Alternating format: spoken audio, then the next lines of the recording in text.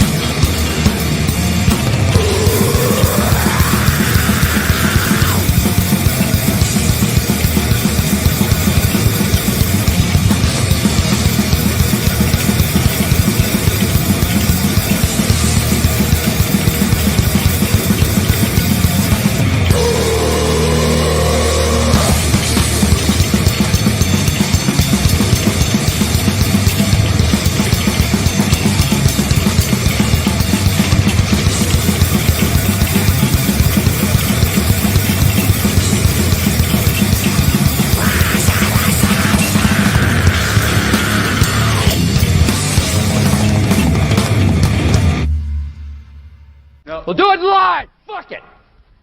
Do it live! I'll write it and we'll do it live! Right. Fucking thing sucks! We are rocking and rolling. What is up, everybody? Welcome to another exciting episode of the Wyatt's Metal Podcast, the sometimes weekly podcast starring Rocket's favorite pet human. Rocket's actually right down here. I'll pick him up for a second, but I have to put the mic down.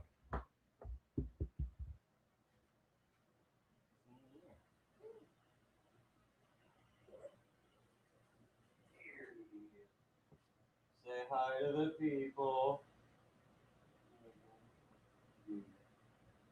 He says hi. I know you can't really hear me.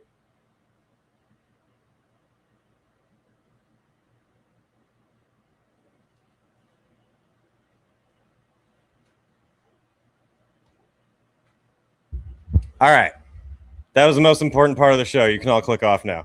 Welcome to another exciting episode. We have so much internet drama to go over because, as everyone knows, that's all this channel is. We never talk about anything important or interesting or introspective or fun on this channel. It is only the heavy metal TMZ, according to some comments. There's been some hilarious drama going on a lot in the hardcore scene. We have several bands to laugh at for attempted cancellations, allegations. Most of them are hilarious and stupid. One of them is kind of like, so that will be interesting. And then we have some festivals have been announcing bands already for next year. You know, Maryland Death Fest announced some. We got Bloodstock for next year. And a couple of others.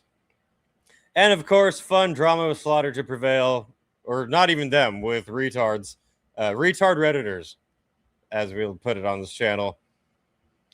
Let's say what's up to the people. First, you crazy fuckers, backflip smash like button helps with YouTube algorithm. Subscribe already. Do everything this person says. Hit that like button. Hit the subscribe button. So then I can stop annoying you and we can talk about fun metal shit.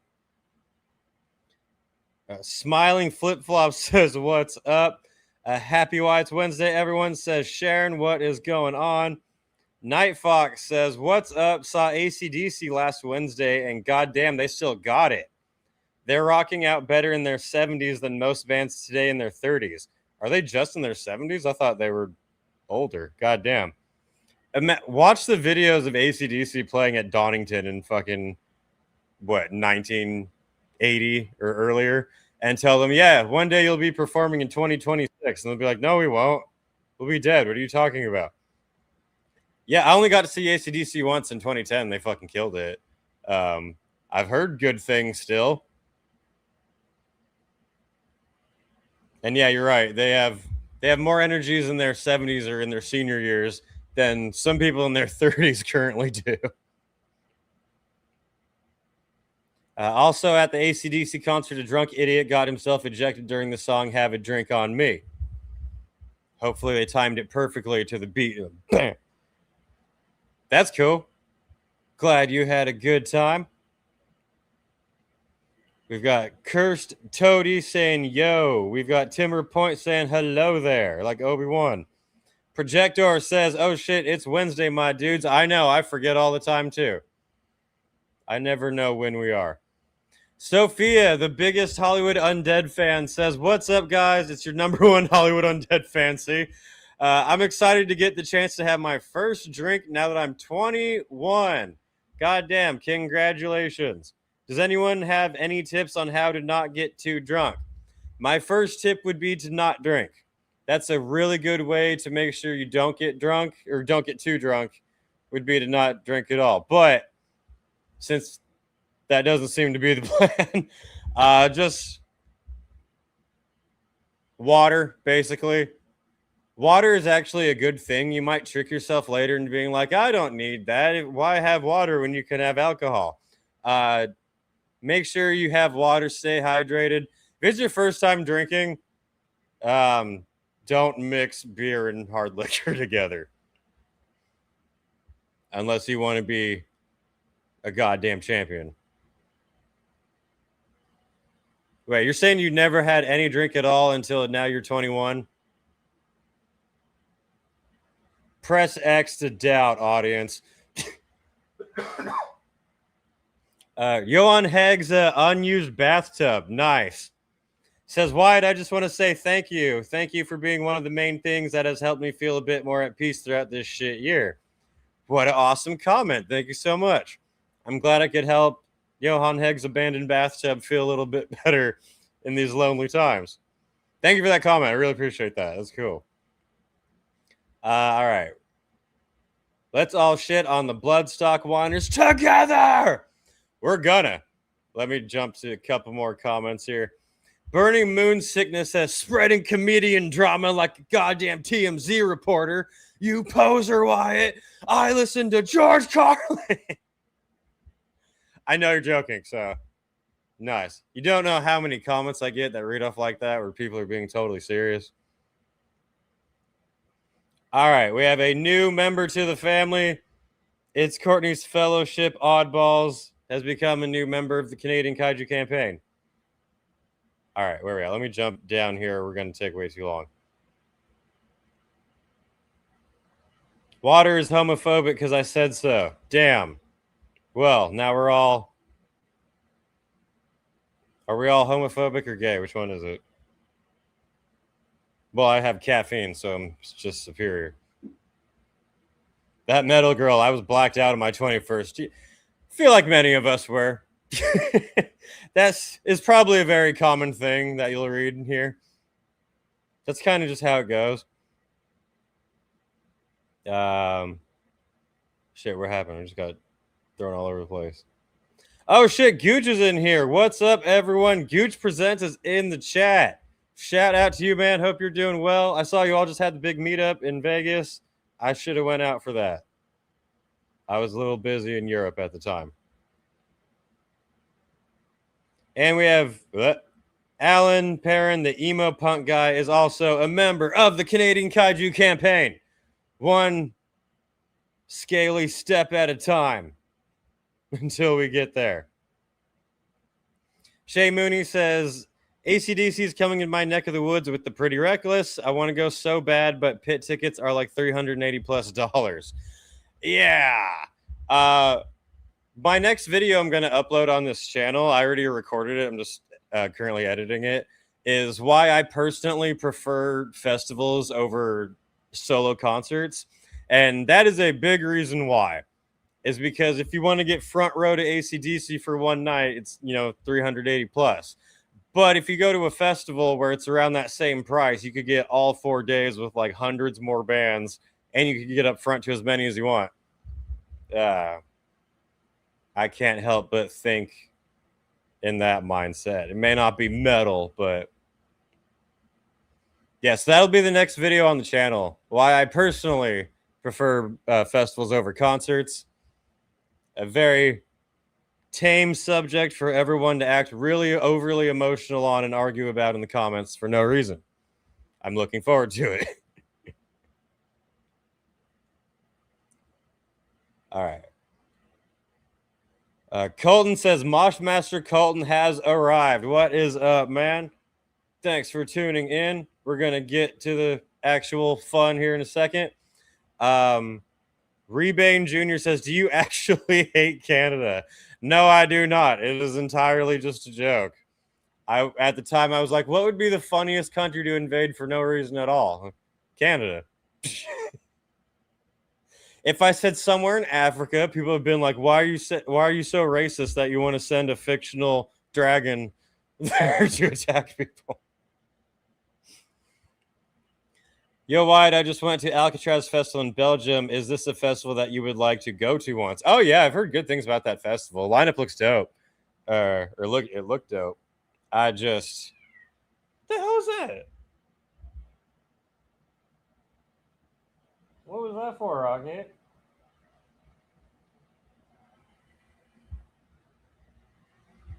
Someone wants all the attention. Yeah, I've never been to the Alcatraz Fest, but I definitely want to. Projector says, getting to see Violence this Friday for only €15. More money for beer and merch. Now that's a good show.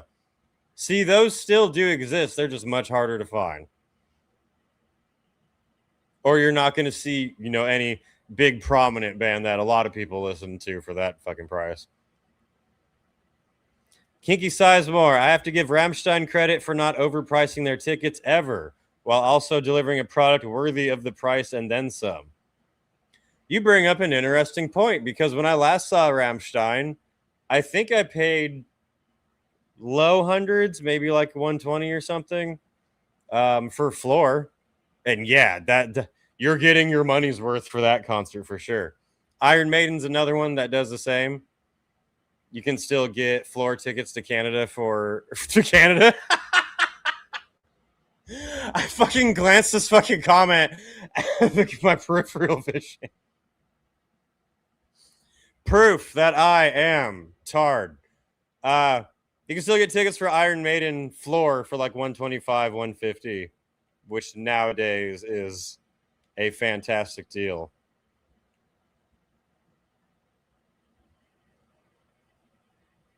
If Godzilla went to Africa, what the fuck is he going to destroy? Not hunger, that's for sure. He'd starve.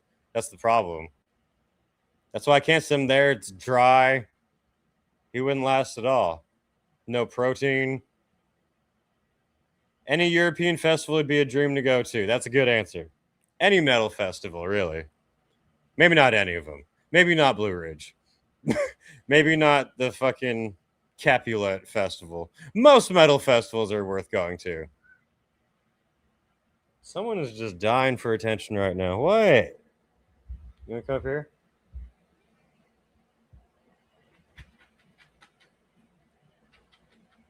You can do it. Oh, is he going to do it? Is he going to join the show?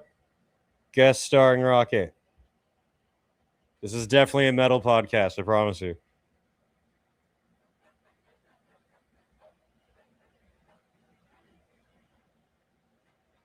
You can do it. You're keeping the audience in suspense. All right, you're taking too long. Never mind. I'm currently sewing the Taco Bell patch we got in Milwaukee. Fuck yeah. That's awesome. Last time I seen Rammstein for like €300 or 300 pounds, but I did see them at Download Festival. That doesn't count, yeah, because that's the whole festival. You almost did it. Ta-da. Is he there? The comments blocking it. No more comments because you can't see Rocket. What are you doing?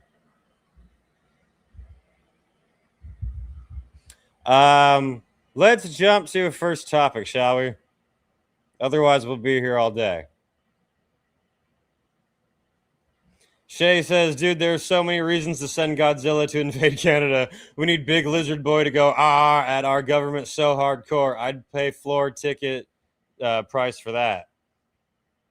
You know how many Canadians have been like, please help, please rescue us from our current government with your radioactive scales. Right, Rocket?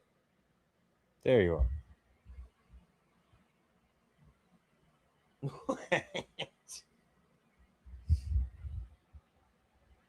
Rocket is the real star of the show. Oh, this is known. Everyone knows that. Everyone knows that. Are you going to Sick New World in Texas? When is that? Wasn't that in like October or something? I do need to make another trip out there. It did have a slightly better lineup. October 24th. I don't have tickets for it. Let's say maybe.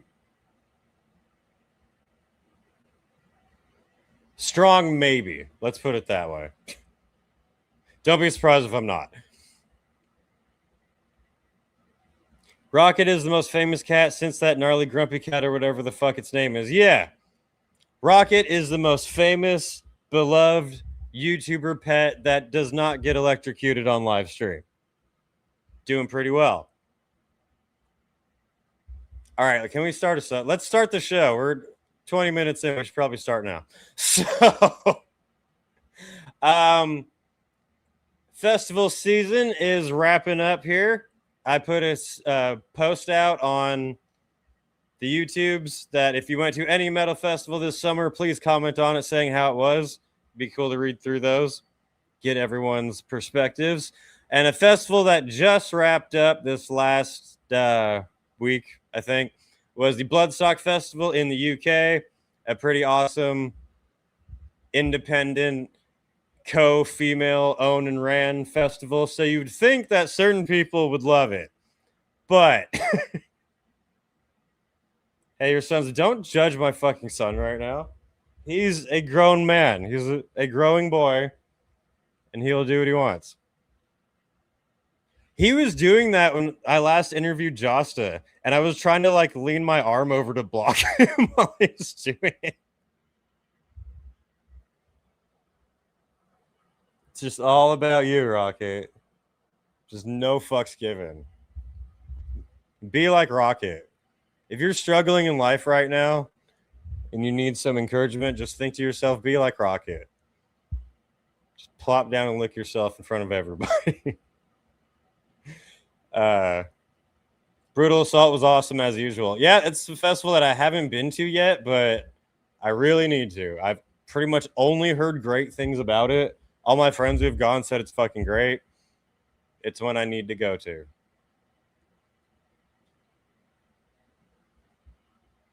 Oh, now you don't want to be on the show anymore.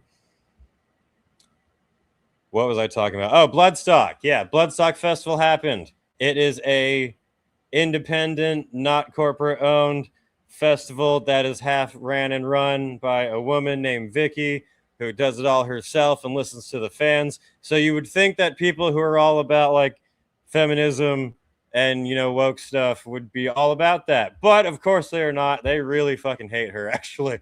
The reason I bring all of that up is because one of the bands that headlined at Bloodstock Festival was Slaughter To Prevail, a very non-controversial band that doesn't spark any headlines anywhere whatsoever. Vicky is the GOAT. Vicky's awesome. I like her a lot. I think she's dope. Burning Moon Sickness. I'm licking my own asshole as I type. Be like Rocket. Support. Yeah. Cheer this man or woman. Not judging. Anyway, Slaughter To Prevail were headlining alongside other headliners were Lamb of God and Judas Priest. And ever since they were announced, quote, fans, which means randoms on Instagram, were raging and whining, saying how either that no one's going to watch them because they're a neo-Nazi band and he's super transphobic, so everyone's going to protest, and it's going to be so funny to see that no one's in the field watching them. And then after it even fucking took place, you can go see comments now. I'll pull up some of them.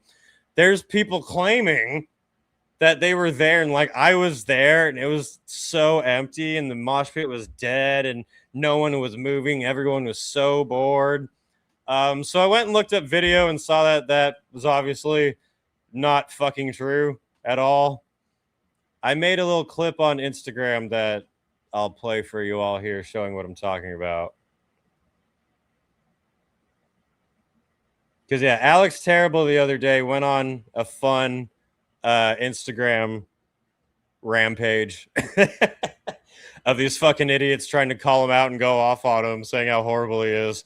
He unfortunately deleted the post, trying to take the high road, which I respect. We'll get to all of this. I respect it, but I don't do that. So, this is actual footage I found from Slaughter To Prevail's headlining set at Bloodstock, and I put it together with some of the comments that were going around that were saying how awful and empty it was. And to start out, for anyone who's new here, I'm not the biggest fan of Slaughter To Prevail's music. I think they're pretty good. I have seen them live. I thought they were great live. I don't really listen to them on my own. I'm not a deathcore fan at all. So, like, honestly, I can listen to a couple songs until the breakdowns kick in. Then I'm like, all right. So, yeah, I'm not like, this is my favorite band. How dare you? But I have eyes and a brain that functions. And I can see when people are just being reactive retards. So anyway, well, let's go through this. So anyway, as I was, if you don't like their music, that's fine. I'm not arguing with you and being like, no, you have to like them. I just think the internet hysteria is dumb, and here's a great example. So this is their headline set. First comment, someone replying to me saying, it was pretty spacious, pit was empty, and a fat man could have maneuvered through the gaps in the crowd quite easily. Pit looks very empty. We also have, nobody asked for this. In fact, most people have asked you to pull them from the lineup. I'm going to let it play, and then we'll get to it.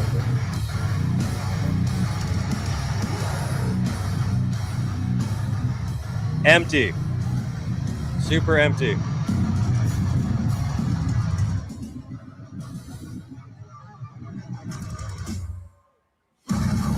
Nobody wanted them there.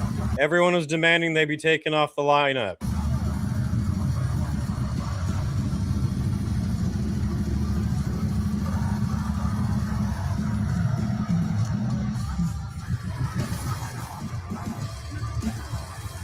The comment section is not real life, folks. So, yeah, I want to read the rest of the comments that I gathered together here. That was the person saying the pit was totally empty. Super empty. I've never seen a more abandoned pit. Someone said, not hating on them, but they're not a headliner, in my opinion, and the lack of crowd reaction said it all.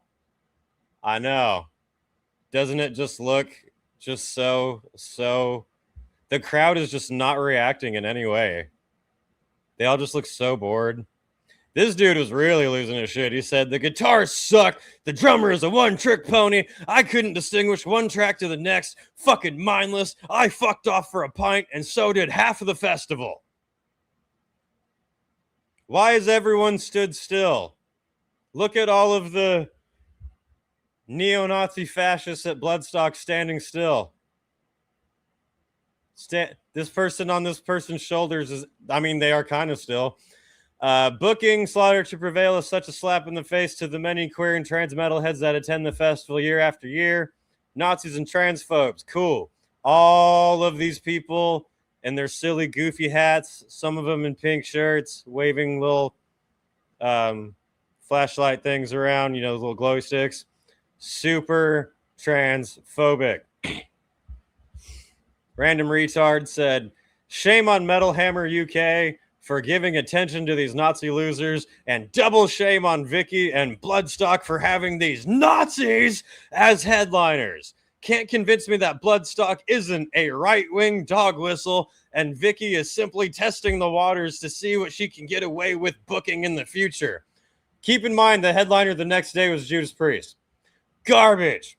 Well done for making this decision. Bloodstock will forever be a right-wing dog whistle festival to me, even with Rob Halford taking the stage the next night. This guy in the purple mask is definitely homophobic. This girl up on the shoulders, this person in the pink hat, definitely transphobic. All of these people, well, see, I'm trying to trick you guys because I'm biased. Right before this, all of them threw up the Roman salute, but I cut it out of the video because I want to trick you. Dumbass over here says, Metal Hammer UK is obsessed with promoting Nazi scum. Never claim you're for all metal fans again, considering Alex wants a good amount of us exterminated and openly uses slurs and hate to stir up violence against us. See, he's actively stirring up the hate against them. Imagine booking Nazis to play the inclusive festival.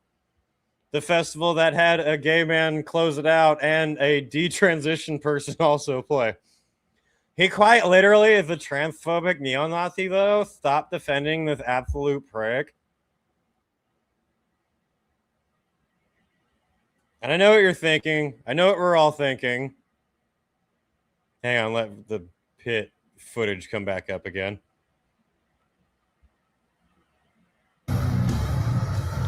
Why aren't these people thinking about the one random idiot sitting at home on Reddit right now who was never going to go to this festival in the first place, who was looking for reasons to be offended? How can they be having fun right now when there's some kid who purposefully takes things out of context and decides to be offended by it? Don't they know the harm they're causing by having fun together with people from all around the world at an international festival? Oh, wait, I wanted to catch, damn it. And I'll read some comments before we get back to that one idiot.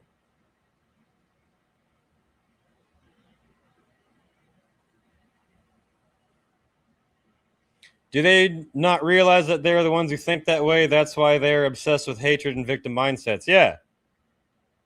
When you are looking for reasons to be offended, you're going to find them everywhere. If you go somewhere with the mindset that all of these people hate me, you're going to look at every single thing as an action against you, even if it's fucking completely not if they don't even notice you're there. Or if you were never going in the first fucking place and you're just bitching online. This one. I have always felt safe as a queer, non-binary person at Bloodstock. I will be avoiding next year as I will not be safe with the crowd that Slaughter To Prevail will attract. I'm disappointed. Look at this super dangerous crowd here. All of these, look at all of the trans people being killed right now in the pit. None of them. Look at all of the people being harassed. None of them.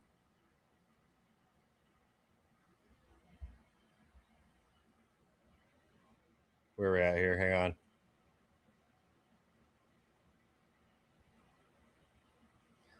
on. Not me either. Not a fan of their music, but have nothing against the band themselves. Yeah. See, I get that. That's fine. He is not obliged to entertain such idiocy. Oh, yeah.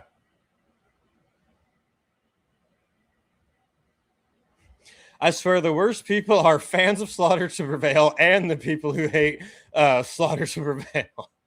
Shout out to the middle of the road people, the fence sitters. The people who don't mind them. We shall reign victorious.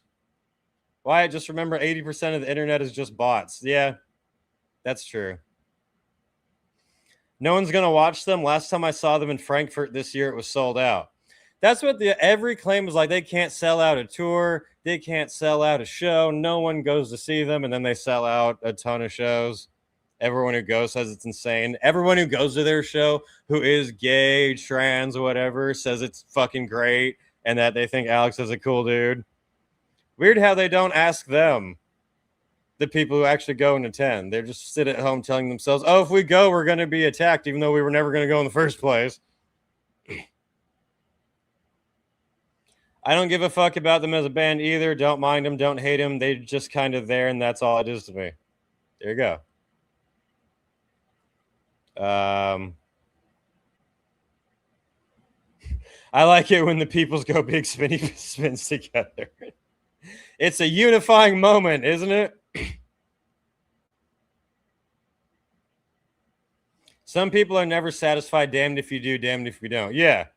And that's what it is, too, because all those retards, if you ask them, how come you think this about Slaughter To Prevail, they'll go, he was a neo-Nazi, and he still has the tattoo, and he's never apologized for it, even though he has talked about it plenty of times, and he's talked about it and apologized for it, and said how he's grown as a person.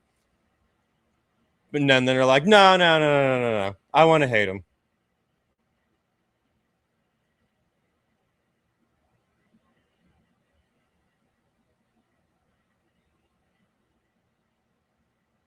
Didn't Slaughter To Prevail already play Bloodstock like a billion times? I don't know if they've played it before. They probably have, but they headlined this time. What is with you, Rocket? What are you doing?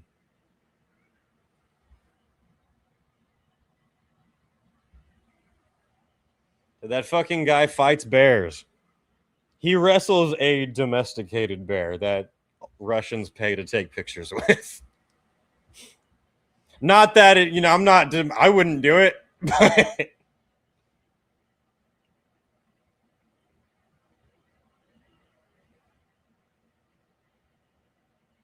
All right, where are we at? Oh, we got, fuck, I'm a total dick.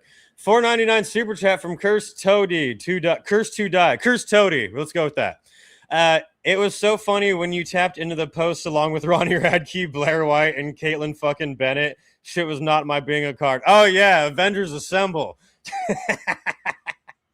I know, I was really disappointed that he deleted it, trying to take the high road. I understand. But, yeah, it was pretty fun that there was definitely a comment section. Not that we were responding to each other, but if there's internet shit talking and you find me and Ronnie and Blair and everyone in it, it was a fun time.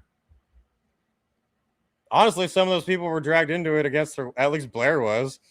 We'll get to that. The fucking retard who messaged him. It was like, you really need to do better and talk to trans people, but only the trans people that I approve of and none of the ones that might think differently than me.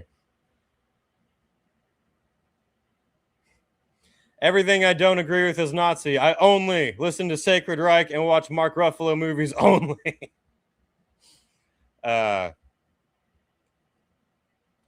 Prophets of Rage all have kids, and most of those are in bands, so when are we getting Generations of Rage? I think the Calvera family's up to 3 generations playing together. They probably are. The great Calveras.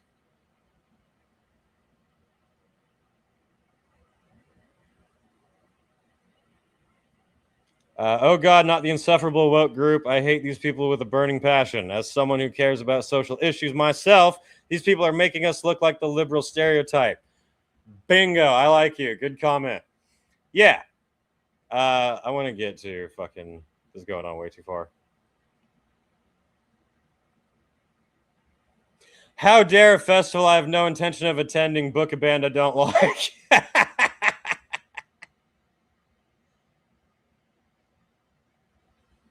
Anyway. Oh, shit. Get this comments off. So, I made that. I thought it was funny. We'll get to some of what Alex was going off about before it was deleted. Alex Terrible called out, states how a recent performance was protested online by dipshits who were never going to go. Do you just have the post available? Here's one. All right. I'm going to cover all of this. I'm just seeing how much we actually have screenshots of and how much is quoted. Never delete the evidence. So, wait, or is this the response to this one? All right. We're going to start from the top. First thing Alex posted, it was, oh, wait. Hey. We are doing it live. As you can tell. Very put together. I know what video to start with.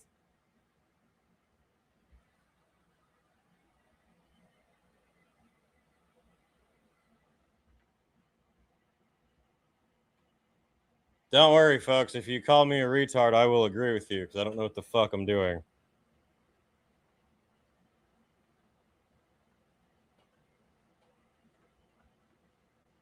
I thought I had this clip pulled up already, didn't I? I have a bunch of tabs open and none of them are the first one I wanted to go off of.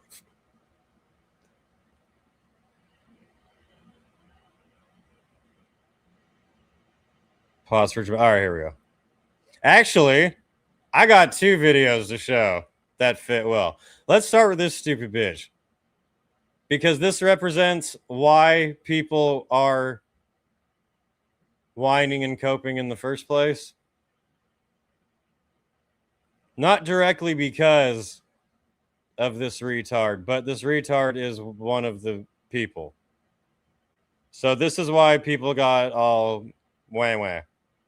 There is one alternative festival in the UK that I've not been to, and I probably won't be going to anytime soon, and it's not because I don't enjoy some of the acts that are playing there.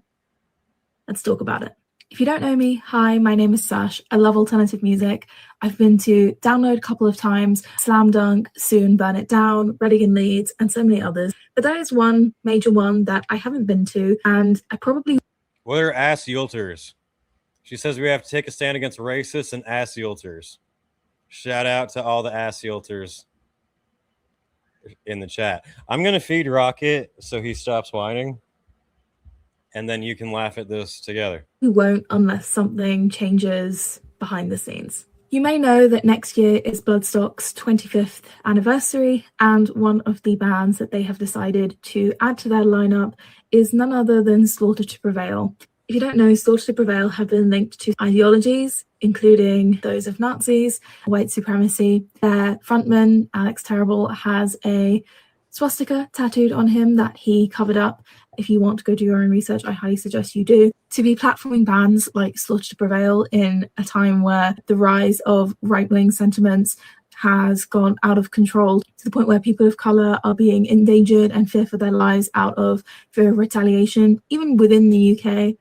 As a metal festival in particular, to be able to decide to platform that kind of artist is absolutely crazy to me. Not even just to put him on the main stage, to put them headlining. I'm not sure what kind of message Bloodstock think that sends, but for me, it's one that made me really take a step back. I'm truly honestly shocked. I'm very, very shocked that they're on the lineup. And this is not their first rodeo with that. You can look into things that their lead booker has said online. That person seems very committed to being an edgy Gen Xer, as opposed to looking further inwards as to what the values of their core audience are. Bloodstock has also toyed with the idea of inviting newer acts, namely Falling in Reverse, which, again, if you didn't know, and you'd have to be very much living under a rock to not know, Ronnie Radke, their frontman, is a despicable human being, but he is openly transphobic. Go and look up his Twitter account and you can see for yourselves what kind of a horrible human being he is. But if that's the sort of new blood that they're looking to inject into the scene, I don't want to really be a part of that or be associated with that. Unless something really changes in the next couple of years with their booking, with their artists that they platform, I won't be probably attending a Bloodstock festival lineup anytime soon. Good. Fuck off, bitch. Where is it? You are coping and seething. You just can't accept what you're seeing. Yes, you're coping and seething. The truth is scalding, and now you are molding and coping so hard. Coping and seething.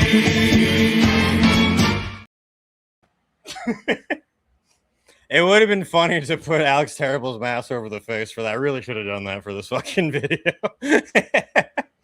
So that's the things people like to imagine are the problems there. Because as you saw in the video of the circle pit, it was just people of color being attacked constantly.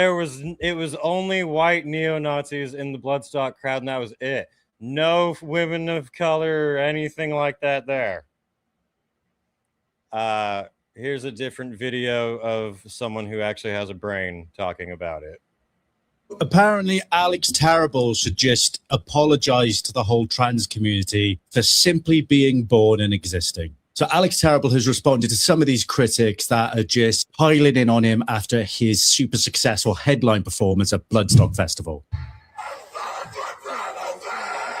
So there were small sections of the metal community that were really critical of Slaughter To Prevail actually headlining Bloodstock in the first place. And this isn't absolutely verified, but apparently they were protesting the band even coming onto the stage at the festival. After the show... that didn't happen. There were not people at the festival like trying to prevent them to get on stage or anything. There might have been like an idiot in the back being like, man, but there was no like movement to try to stop them besides in comment sections online. He shared a DM that someone actually asked him whether he's going to go on a podcast. Oh, yeah. Let's start here. Someone said, regarding the transphobia thing, I think you should just talk to some trans people on a podcast or something and try to learn from them. Just find a trans podcast and go on it. Not something weird like Blair White, though. Find a normal trans person and have a public conversation with them. Blair White's like the only normal trans person I can even think of. It's like, I encourage you to go talk to trans people for you to learn from them, but only the ones who think exactly like me. No one else who could have even a slight difference of opinion. He responded, still explain himself to the trans community and learn a bit more about trans people. To which he responded, I genuinely don't know what I'm supposed to apologize to the trans community for. Existing. Someone please explain it to me. I'll apologize, no problem. I'm not too proud to do so. I will explain it to you, Alex. There is literally nothing you can say or do that will ever make these creatures stop. They have decided what you are. Nothing will ever change their mind. He also added that he understands that not everyone likes the band, but he points out the importance of changing for the better. Another commenter even accused him of spreading blind and mindless hate. Alex responded again, saying that he basically respects everyone. He just simply... This is a fantastic comment that I don't know if I can read. Just, yeah. Ironically, no Nazi never called me the N-word, but left-wing liberal people, on the other hand, oh, yeah. You want to see the most racist people throwing out slurs like it's no tomorrow? Be a person of color who does not agree with woke people. You will see whites acting straight up like Klan members. I've seen it. It's insane. He doesn't want to involve himself in other people's identities. He's got his own life to worry about. Question, how does believe in that way warrant being called a Nazi? There were also predictions that Slaughter would fail to sell out their day at Bloodstock and perform to a half-empty field, which was it was the opposite. Yeah, all right, pause there. First, this comment, I have a trans female who I've been friends with for just over 20 years, and I know if they had the money, they would probably go to Bloodstock most years. Bingo. You can find comments from people who say that they're trans, they're fans of Slaughter, and they're awesome, and these people are stupid. Yeah. So he initially posted that comment saying he should apologize, and then he posted the video from Bloodstock saying, I apologize to the trans community for the fact that we played Bloodstock. It was completely sold out, and people actually enjoyed our performance. So, of course, the piranhas tasted blood.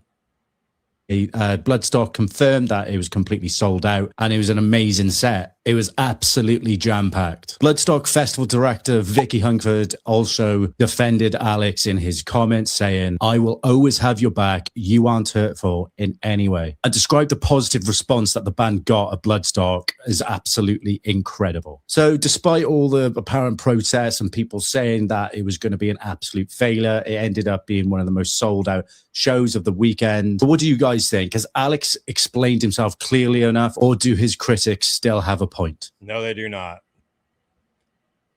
Vicky, who's the festival director, the woman I was talking about, who, like I was saying, Bloodstock is an independent festival, half run by a strong independent woman.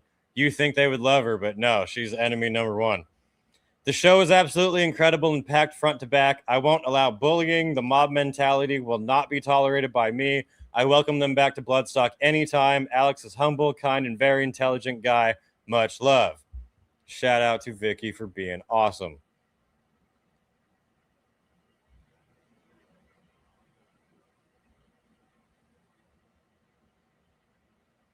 Entire swaths of people simply can't read the room. I mean, it's okay to not like music that doesn't suit your taste. Yeah, exactly. I'm having no argument with anyone who just doesn't like their music. I'm like, all right.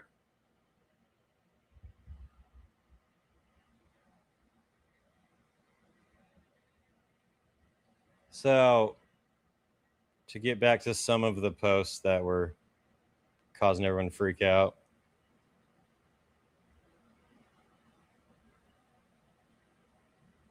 Yeah, that's the one that I already read. So Alex's response to this one with the person saying, you should talk to the only trans people I approve of. He said, you have no idea how many messages like this I get. Hello. What exactly am I supposed to learn from them? And more importantly, why? You're not supposed to learn. You're supposed to be indoctrinated. They don't want to learn from you. It's never they want to have a conversation to hear and understand your side more. It's they want to tell you what you have to say and think. You guys are the ones who have a problem with me. I don't have a problem with you. I genuinely don't care how you identify, who you sleep with, how you dress, what religion you follow, what political views you have, or anything else. I literally do not care, guys. What I don't like is when someone tries to push their values or beliefs on me. And that's very fucked up. You need to understand one thing. You are not my enemies. I don't want to know everything about everyone. I already have enough shit going on in my own head. I have my own life, and I'm trying to figure that out. And now you're telling me I'm supposed to figure out everyone else's life too? Why the fuck would I need that? First of all, imagine if artists were held hostage by just any random fucking fan like that, where you're playing a concert and you have to stop it to specifically address a certain subject that one person is demanding. Otherwise, you're not a good person. You're not an ally. I treat every person with respect as long as they treat me with respect, respect my boundaries, and don't disrespect what I consider sacred. It doesn't matter who you are, where you come from, or anything else. I'll treat you like I would any other human.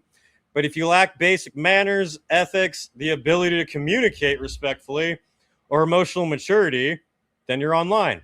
Then don't expect me to welcome you with open arms. At the very least, I'll avoid you, and if you cross my boundaries, I will respond, sometimes very harshly. And he tagged Blair Wyatt saying, Blair Wyatt, it was a dig at you. Obviously, this very normal statement of If you respect me, I will respect you. Really set off a bunch of idiots like this dumbass who said, thought you were cool, bro. Teaching blind and mindless hate is not chill. Saying I don't care who you are, if you respect me, I respect you is blind, mindless hate. This is a lot more. Anyone who, by the way, anyone who in comments keeps saying bro, chill, don't take them seriously. Thought you were cool, bro. Nah, bro. You could show endless facts supporting what you're saying, and they'll just go, nah, bro, it's not chill, bro, it's not cool, bro. And you're like, go away. This is a lot more than politics and lefties. It literally is not. This is expressionism and personal identity and societal views on many important topics. I know this will get hate, not here to argue, just don't be a cog in the machine of politics. Alex Terrible, cog in the machine of politics. Alex to that said, what is there even left to talk about? He's literally saying that I'm spreading hate, apparently saying that I respect every person and simply don't want to get involved in other people's lives, identities, or beliefs that have nothing to do with me is in their eyes spreading hate.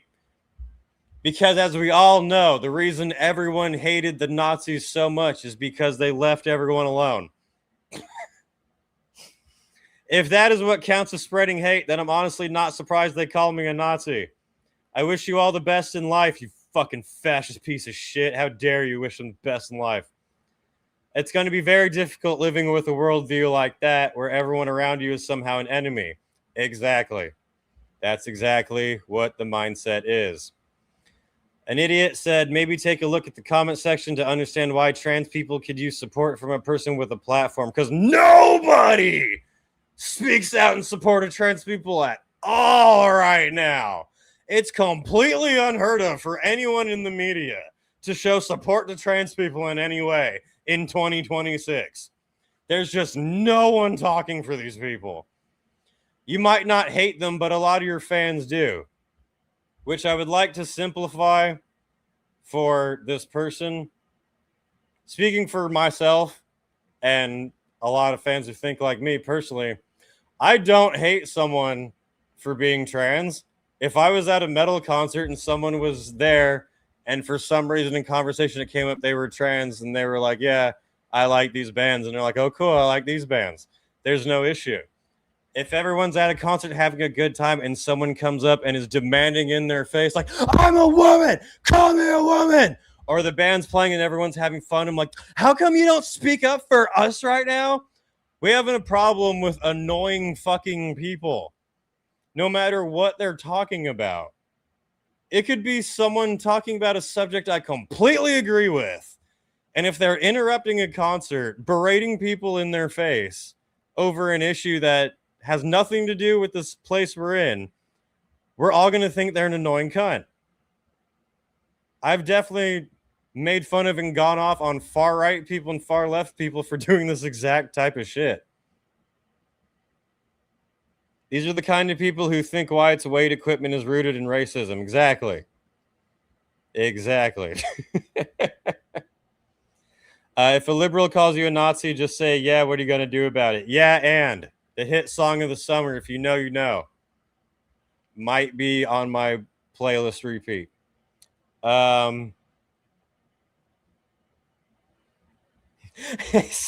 Moose Wayne says, if you're passable, then fine. All the fat balding losers and their mom's moo can drop it. I mean, it's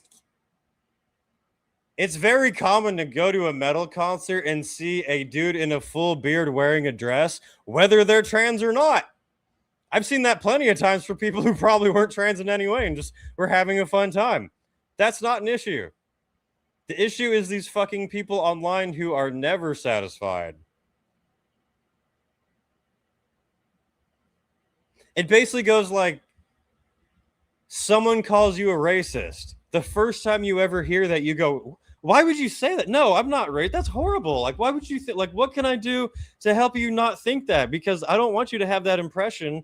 And no matter what you do, no matter what they go through, no matter how much evidence there is, they just keep saying it. You eventually get to the point where you're like, okay, yeah, fuck off.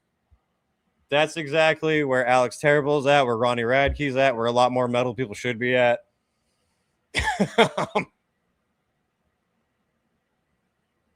Gonna see your boy Josta in Tucson in a few days. Hell yeah. Respect. Terminator had 2 persons I noticed carrying pride and trans flag, no one pushing agenda, so they all are cool. Terminator's very openly, obviously, they have the pride like rainbow in their symbol and everything. I don't give a fuck about that. I don't think anyone gives a fuck about that. What a lot of retards did not understand in my video clip from the last podcast talking about politics ruin festivals. Obviously, they hear that and go, "You're a racist and a transphobe and blah, blah, blah, blah, blah." If I was at a festival and a person who was gay was minding their own business, hanging out with their friends, and a group of far-right people with swastikas came up and started attacking them, do you know how many people would gang up and curb stomp their fucking brains out? That would not go down. It wouldn't last long. Like, and I guarantee you there'd be people who view themselves as conservatives, as libertarian. Half the crowd stomping out the actual people attacking someone for being gay would be considered Nazis by people in comments complaining about Alex Terrible. That would be no, if you're attacking any innocent person at a festival, you're going to get fucked up. No matter the reasoning. I went to download this year, and between my tent and the village, there must have been at least 5 trans pride flags. And Slaughter To Prevail's played download. No one died. All these people who say it's so dangerous. It is so dangerous. He's spreading hate. Trans people aren't welcome, and the crowd they bring is dangerous. How many trans people have ever been attacked at Slaughter To Prevail shows, have been hospitalized? How many gay people have been killed at Slaughter To Prevail shows? 0. 0 ever. I'm not racist. I hate everyone equally based. Me too. Perfectly balanced as all things should be.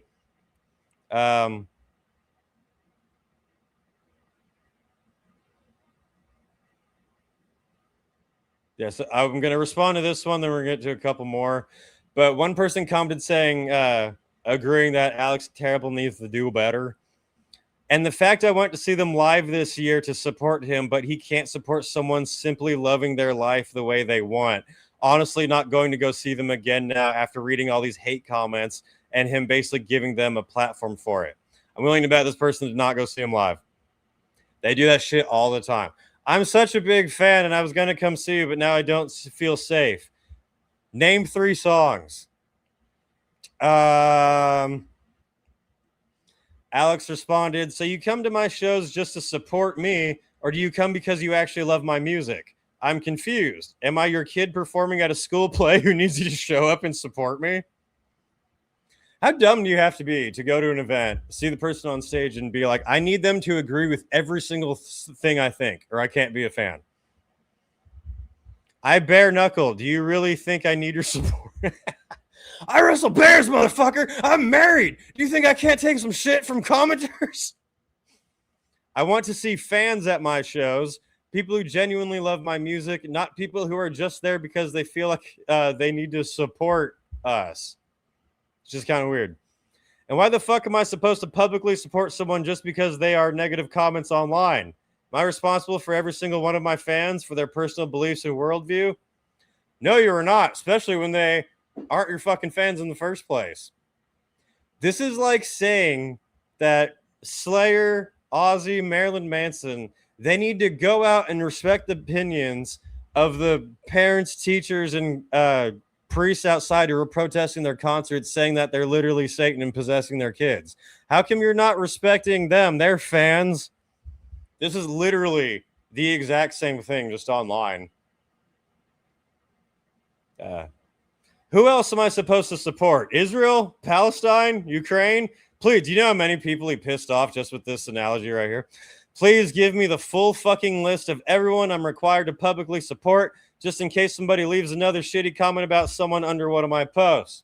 Alex, if you do not follow me on Instagram after this live stream goes up, then you're offensive. You're Wyatt phobic. You can't be Wyatt phobic. That would be bad. You can't blame a band for what a small amount of their fans believe. Blame the fans, not the band. It's interesting how none of these fans would blame the band for some psychotic kid who killed themselves and blamed it on Ozzy's lyrics. They wouldn't be like, oh, Ozzy really should have done better and realized the message he was putting out there. No. But when it's a band they already don't like.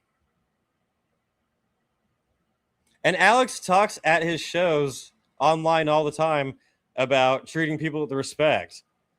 He's never calls out for, if you see any gay people in the crowd, kick their fucking ass. Like, that has never happened. But many people have been slaughtered by trans people lately. Oh. Do I don't know what I should even play for that. That's, It's a bold strategy, Cotton. Let's see if it pays off for him. Alex was cooking. This is why he's awesome. I wear a Punisher t-shirt. I'm a real tough guy you don't want to mess with. Israel is the funniest one for horseshoe trolling. Yeah, honestly. Because if he says absolutely nothing at all, then they're going to be like, he obviously hates Palestinians and wants them to die. And if he came out and said, like, no, I support the Palestinian cause, they'd be like, he's obvious. Then people would come out saying, he obviously hates Israelis and all Jewish people. I knew he was a Nazi. That's why. See? Yeah. Alex needs to stand up for Banana Man. This is true.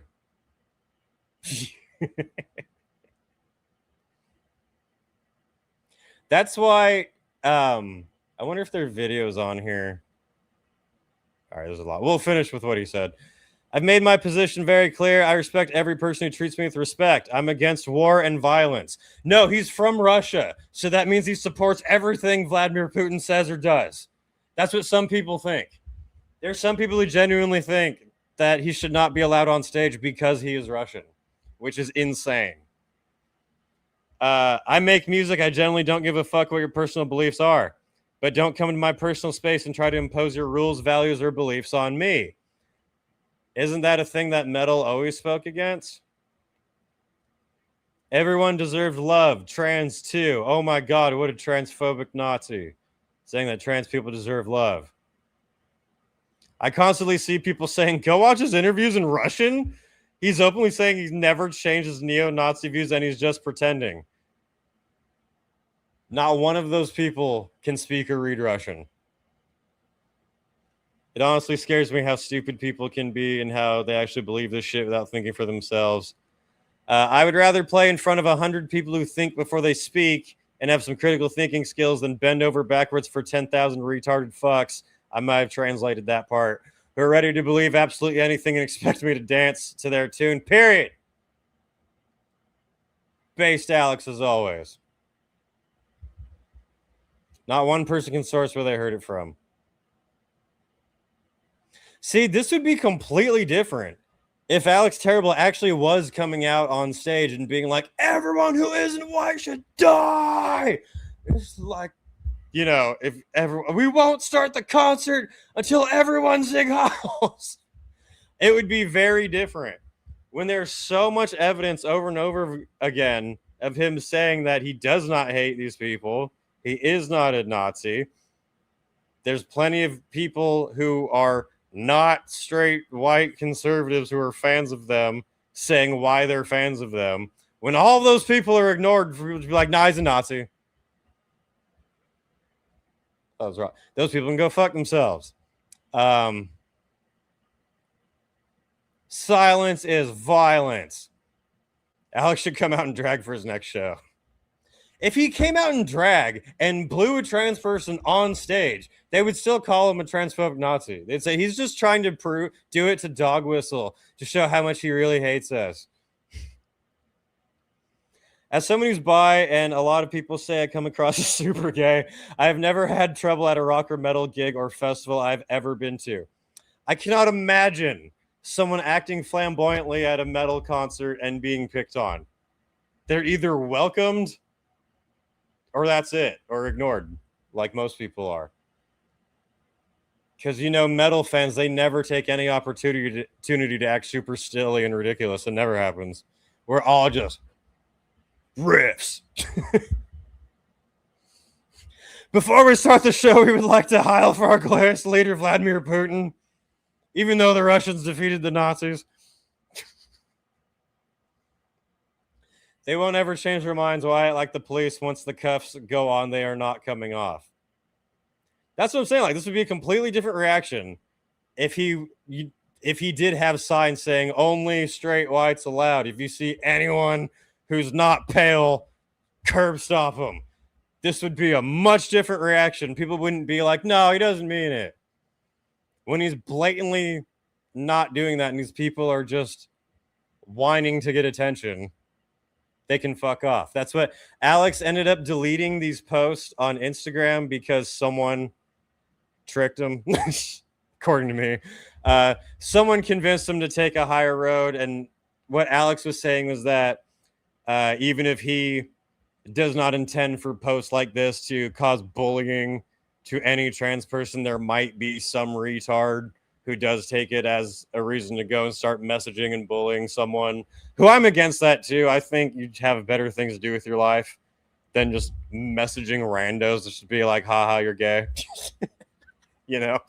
But that's why he took the post down, was because he wanted to not back off on defending himself, but not give any type of even accidental ammunition to people.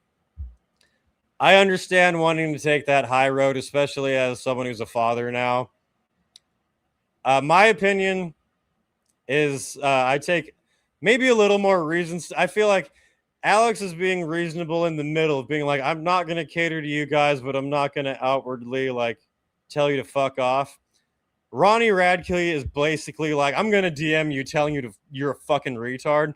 I'm in the middle being like, I'm not going to message you, but go fuck yourself. Because I know these people work. I know, as people have commented here in the chat already, that if you roll over and show your belly even slightly, they will just dig into you and keep going and keep going and keep going. Because here's the offense you did. Oh my God, I truly see why that offense was wrong, and I genuinely do apologize. Well, now you need to do this, or you don't actually mean it.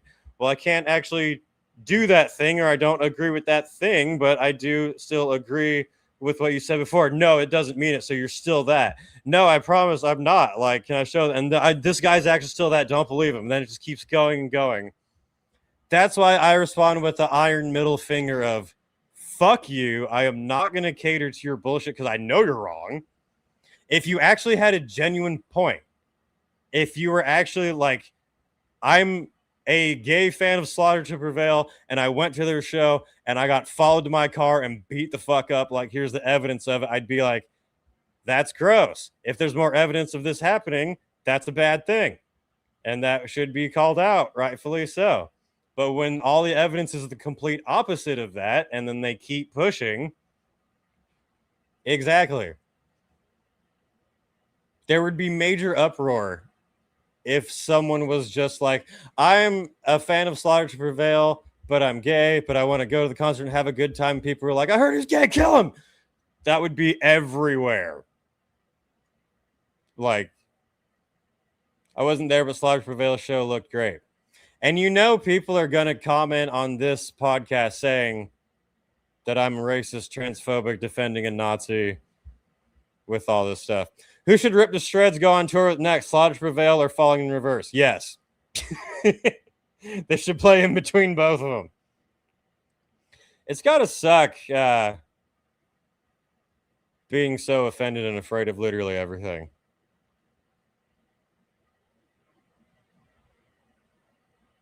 Probably a glory hole to show anyway. I just don't engage with their insults at this point, or I just say, so what if I am? I don't care. They already have their minds made up. Oh, yeah. Damn, do we have to play yeah and on the podcast? Because we might. We're not done with this story. Vicky, the festival director, who gets just as much shit as Alex does in her comments, You want to see some vicious, hateful people. You want to see some vicious, hateful white men attacking a woman that they don't know. Go in Vicky's comment section. The quote here was, suggestions that they'd pull the smallest headline crowd in the festival's history are laughably wide off the mark. Slaughter To Prevail passed their big Bloodstock test with flying colors and lots of breakdowns, which is where they lose me, honestly. Vicky said, I took a year of online abuse for a booking people thought wasn't headline material, which is strange because I saw them headline Milwaukee Metal Fest to a packed crowd. Alex is an outstanding guy. The band are incredible, and I put all my weight behind this booking, knowing it would be a headline set to remember, and by God, it was. They silenced all the doubters in the most tremendous way. One of the greatest headline sets we have ever had. Huge thank you to the Slaughter To Prevail guys and Adam K. Foster for all your help. Long may Slaughter's success reign. She said rain. That's a dog whistle. A retard said, not going to lie, I'd probably go to Bloodstock at least once if it didn't directly benefit you. Which I responded, seems to be doing just fine without you. We had, yeah, here you are. Bingo. Vicky, do you know what he had tattooed under that blackout? Because he's not addressed it a billion fucking times. Here's a good comment. As a neutral, not a fan, not a hater, they owned their slot. It was an impressive performance. We happened to be surrounded, but a particular dissatisfied section of the crowd, so it seemed like the whole crowd wasn't into it. I was glad to see, on the whole, that they got a good response. It's got to be rough having a controversial headline spot, knowing half the crowd might be against you. All the people who were neutral on them were saying, like, yeah, they played a crazy set. And all the people who already hate them who weren't there was like, it was terrible. No one was there.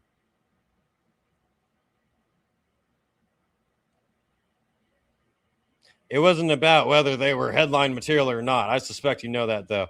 Let's get to the bad ones. We can't spend the whole show talking about that. Colin, fan of the channel. It goes to show it's nothing but keyboard warriors when it comes to Alex Terrible. Anyone who I was chatting to over the weekend had nothing bad to say about them. Nearly everyone were excited to see them live, and personally for me, Slaughter To Prevail were my favorite headliner over the weekend. Over Judas Priest? Damn. I don't know if I can agree with that one. Yeah, so here's a comment. On all of Alex Terrible's posts, you'll get comments calling them Goy Slop, Plants of Tel Aviv, Netanyahu's favorite band. So they are Nazis, Russian, and Zionists. They've got the infinity gauntlet of leftist judgment going on. We got support from Body Count in the motherfucking house. All the people talking shit about Alex and Slaughter To Prevail, and the only group he calls out for it is the trans community, says enough about him for me. That's because that's the only community who are retarding out about him.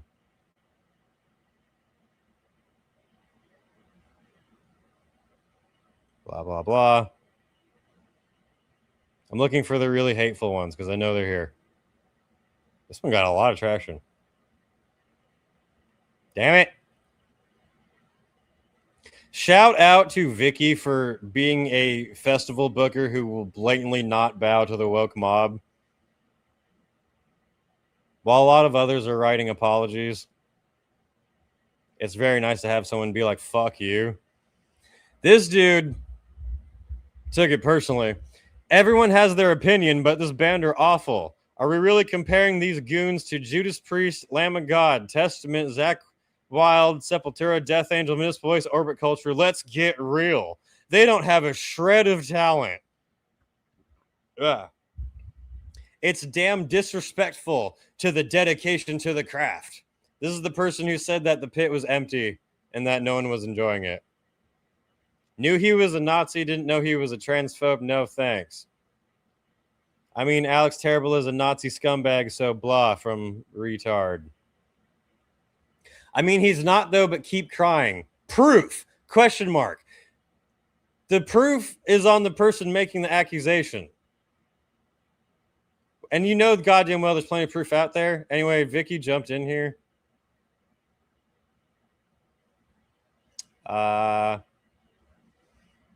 Responding to that guy who called him a Nazi, Vicky, Bloodstock promoter, said, "Now, interesting. I see you follow Motorhead. Obviously, I knew Lemmy well, and you'd know Lemmy collected Nazi memorabilia and has been famously photographed in a Nazi jacket. So if you are so anti a covered-up black sun tattoo, but are okay with Lemmy wearing a Nazi jacket, and we know Lemmy wasn't a Nazi, surely you can see Alex isn't either. Surely you liking Lemmy is a double standard in your moral book." Oh no, they will find an excuse. And if Lemmy was alive, they would definitely call him a Nazi. Lemmy is dead. If that had fucking anything to do with the conversation.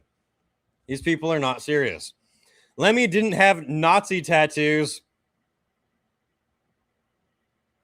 And it was well known he was only interested in World War II history and memorabilia, and it was a hobby. It was a hobby that his entire apartment was decked out in swastikas. It was a hobby that all of artwork for Motorhead was resembling of it. Alex actually has another Nazi-related tattoo other than the covered-up black sun on his elbow, which is on his foot, which is funnily enough didn't bring up in an interview when he was talking about it. Wonder why he didn't mention the other tattoo, because no one cares. You're a retard. Viggy said, "Got you, selected outrage, nice try, deflect. What's Lemmy being dead got to do with it? I asked a question you couldn't answer. You knew Lemmy then. I mean, how can you be sure you didn't know Lemmy yourself? Do you know Lemmy didn't have a swastika tattoo on his foot?" The same applies to Alex. To sum it up, this kid is a fucking idiot, is basically what I'm saying. Oh, I'm a weirdo, but you don't know me. That's rather hateful. Shout out to Vicky. Fan of her and Bloodstock. One more thing to end the Slaughter to Prevail Alex Terrible Bloodstock drama. Lemmy had 4 black girlfriends maybe at once. This is there. All right. It seems incredibly likely that at some point Lemmy was having sex with a black woman while he was wearing a fucking Nazi cap. I can absolutely see that happening.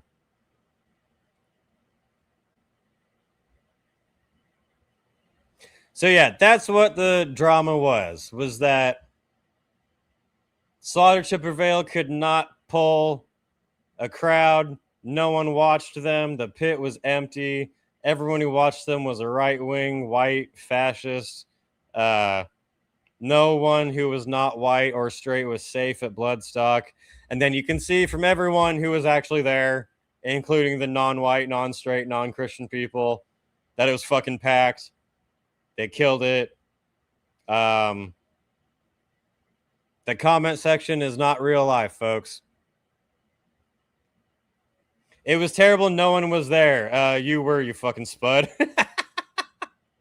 I watched their whole set. It was terrible.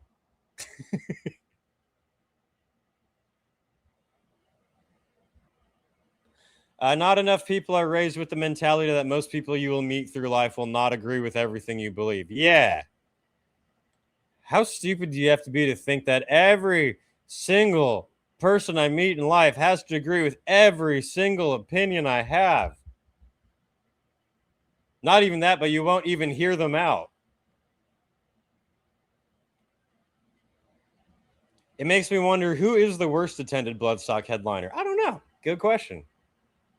I saw Wasp headline in 2011. I'm willing to bet they probably had less people in Slaughter to Prevail, honestly. Yeah, there's one more thing about this I wanted to get to.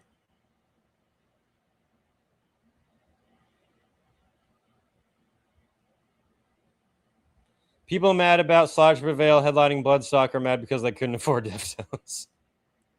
I couldn't afford to go to the festival that I wouldn't have gone to in the first place. How dare they not cater specifically to me? Metal always was of the mindset of, this is what we are. We're not the demon monsters that you claim we are. And if you want to come check it out and have a good time, cool, awesome, you're welcome. But if you want to come here slandering us as a bunch of shit that we're not, you can fuck off. It was always like that for the far-right Christians who were picketing all of the concerts saying that they need to cut their hair and stop using pentagrams. But when it comes to people being like, you need to affirm my made-up Zemze gender and confirm with me that I think you're a Nazi, even though you've done so many things to show that you're not, and I'm just ignoring any evidence or conversation to be had, then we're like, no, you need to listen to them. I think the same applies. This is what metal is. If you like it, cool, you're welcome no matter who you are. If you don't like it, fuck off. These people who hate on Slaughter To Prevail and Alex would also hate on Typo Negative and Peter Steele if he was like, oh yeah, Peter Steele would be a fascist Nazi. Black Sabbath, if they started now, would be right-wing Christian fanatics. Slayer definitely be Nazis. Pantera would just be called an alt-right gathering. $2 super chat from Last Effect. How was your weekend? Better than the quartering. I haven't actually kept up with the quartering drama in a bit. I think a lot of people kind of tapped off of it. I was there for the Kino Casino stuff kicking off. I still enjoy it. You know, fuck him. I just haven't been as up to date as I was. I mean, I went to Tulminator. It's a pretty good excuse to stop paying attention to internet drama. Anyway, last thing about Alex Terrible Bloodstock to prove that nothing will ever be enough for these people, no matter how kind you try to be, no matter how much you try to be like, no, please, I will help guide your weak little hand through everything you think is a danger. It will never be good enough when they are just looking to consume your guts. We have this post from Kay the Screamer Official, who is a YouTuber vocalist who, if I understand correctly, is trans. I'm pretty sure that they actually are. They made a post in support of Alex Terrible, and it went exactly how you would expect. You would think the people calling him transphobic would listen to a trans person defending him and go, oh, maybe we should hear them out and have a conversation and maybe change some of our opinions. But of course they go to, no, actually, you're a transphobic, racist Nazi now. You're literally Hitler now. Let me have a sip and then. Wyatt's Metal supports cool trans people who aren't fucking annoying and can actually have fun with the rest of the group. You are more than welcome. People will fight with a brick wall just to feel something.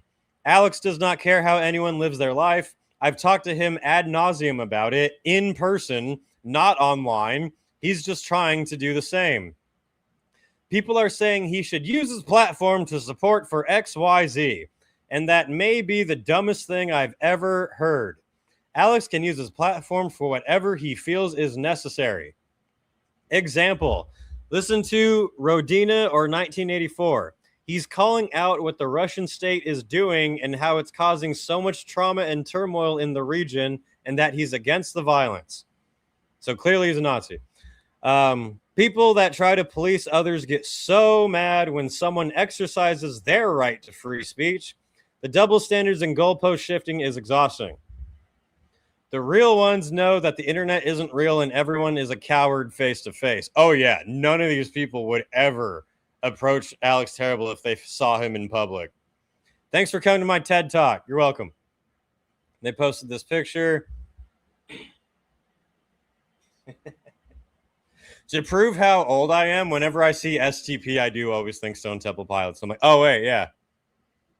We're in a time after TikTok now.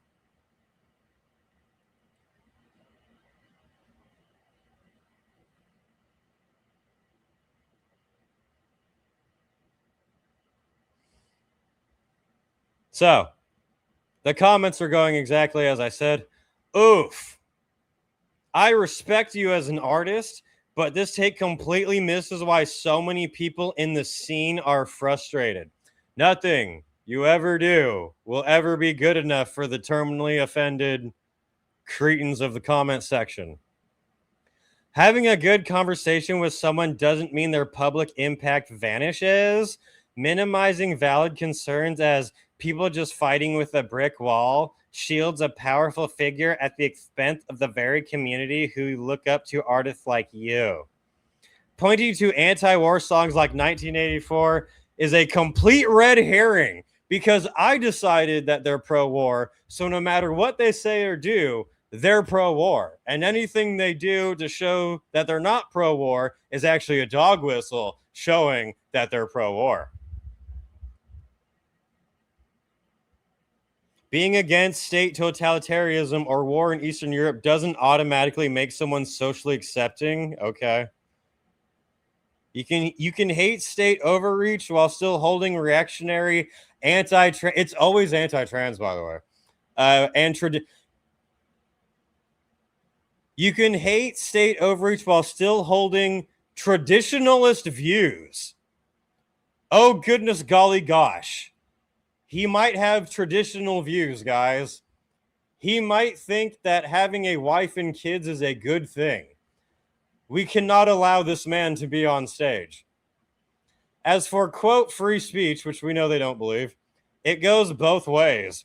Free speech protects him from government censorship, but it does not shield him from his own audience holding him accountable when he chooses to push think of the kids culture war talking points. Calling out a massive public figure for pushing bigoted rhetoric isn't policing or internet drama. It's community standards in action. We just want you to go to the Department of Kindness and go to the White Room where we will teach you that we're holding up 5 fingers. I don't want to read the rest of this because it's exhausting. She is way nicer than I am because she said, thanks for your input and I hear you. I would say, go fuck yourself, you retarded idiot. We have a smart person here. The thing, it's never enough. You can pander and publicly support everything under the sun, and still groups online will claim they're too violent, which the person did agree with. Thank God. Who cares about your sexuality, gender, or race?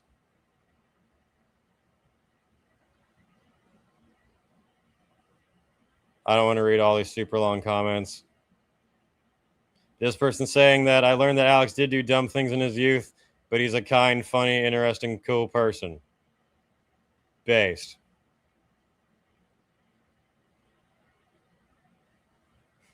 Well, that's unfortunate. Please look into those you support. That's it. They've already decided their opinion. There's nothing you can do. That's why I personally say, you're a retard, go fuck yourself. I understand other people not as accustomed with Trojan horses and wolves in sheep's clothing and fake empathy. I understand why they try to be nicer. I don't. You can fuck off. His name is terrible in it. Proof he is a bad man.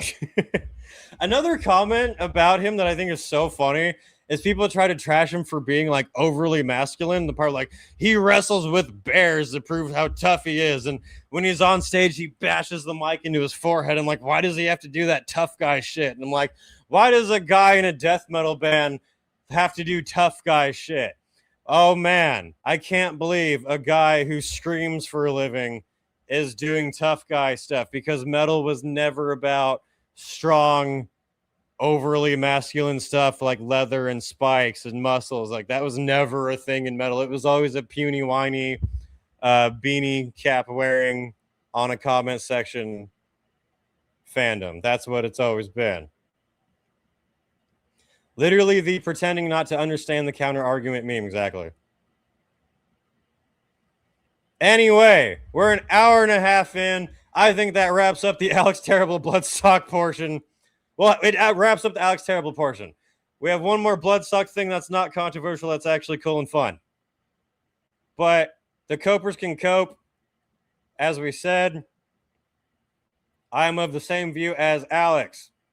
Everyone who is cool and can get along with others is welcome, no matter if you are straight, gay, black, white, trans, Christian, conservative, liberal.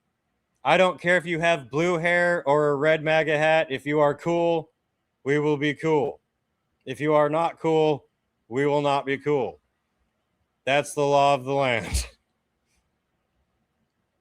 How is he overly masculine? He's just doing cool shit he likes and posts about it. And he posts all the time about how he still gets super nervous and anxious. And he does all this because he views it as like a video game character stuff. And he will blatantly say, like, yeah, inside I'm still this kid who's like, oh, big swords are cool. And that was always the thing that was embraced with metal until the woke Trojan horse came in. And now it's like, that's actually really gross and offensive.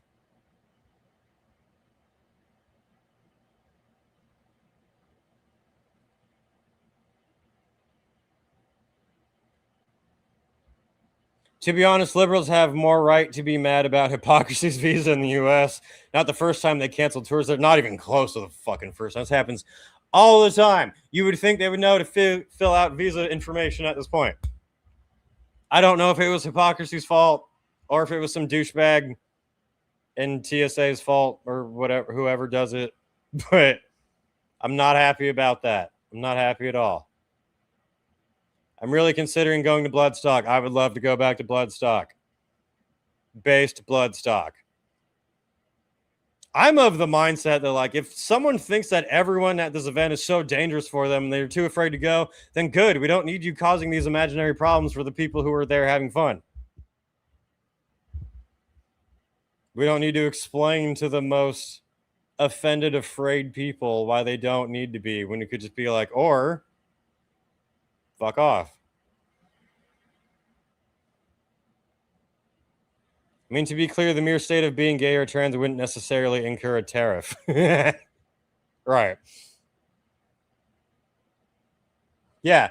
Bloodstock is so hateful, so transphobic, so right-wing, such a dangerous place for non-straights that they booked Electric Callboy to headline next year. Anyway, I want to play a cool video about Bloodstock because a lot of cool people who were actually there had a great time. Imagine that. Friend of the channel, Cheyenne from Trivax, performed at Bloodstock, performing to a big crowd, which was really cool to see. Having a way better time than people in comment sections. He uploaded this video earlier today, actually. What's going on with Trivax at Bloodstock?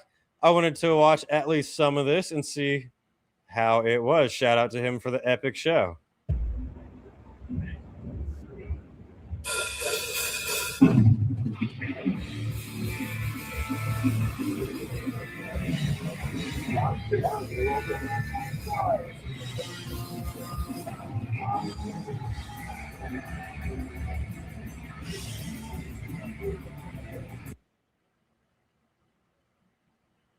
Dun, dun, dun.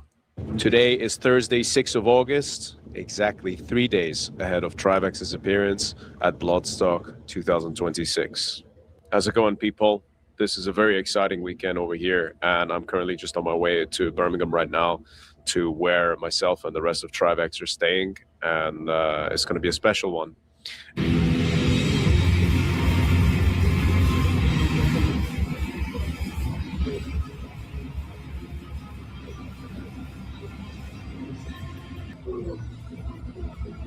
Hell yeah.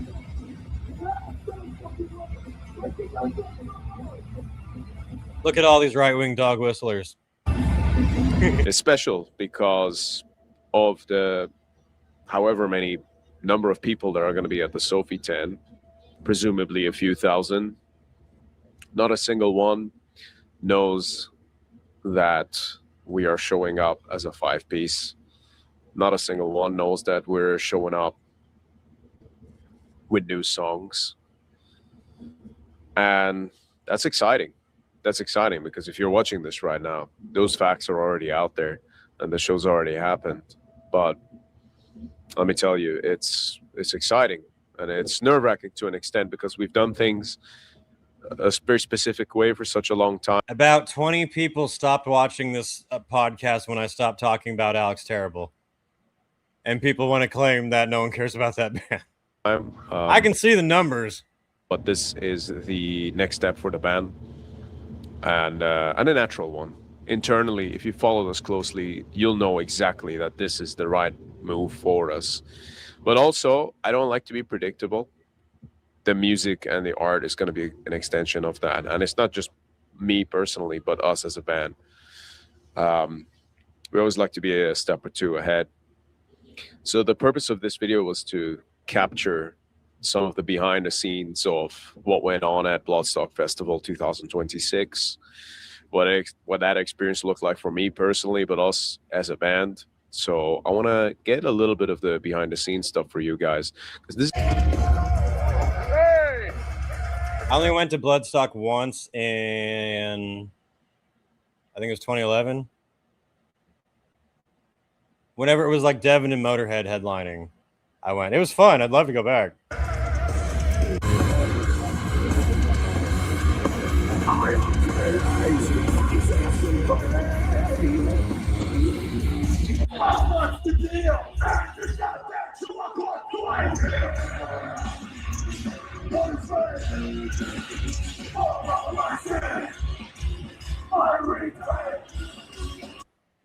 Today's the day. As you can tell from all the stuff behind me, this is going to be good. This is going to be good. We've got a very happy drummer coming in as well. We got our own backstage Trivax's Krieg. There we go. See, look at this. Look at this. Yeah. Can you get backstage rooms with walls like this anywhere else? This is Iranian Pop. Wait, I want to hear about the Iranian Pop song cover. Go watch the full video, by the way. Support Cheyenne. I'm definitely, maybe I'm not subscribed to Trivax, but I'm definitely subscribed. Yeah, see? I almost got called out for being a poser there. I was subscribed to the channel. The fifth song on the set, Tangna. What was the song where you're doing clean vocals on? So, and again, this is me being presumptuous about the kind of questions you might have asked me later, because that's the kind of question I would have asked us. It's like, hey, what the hell is that song? Why were you...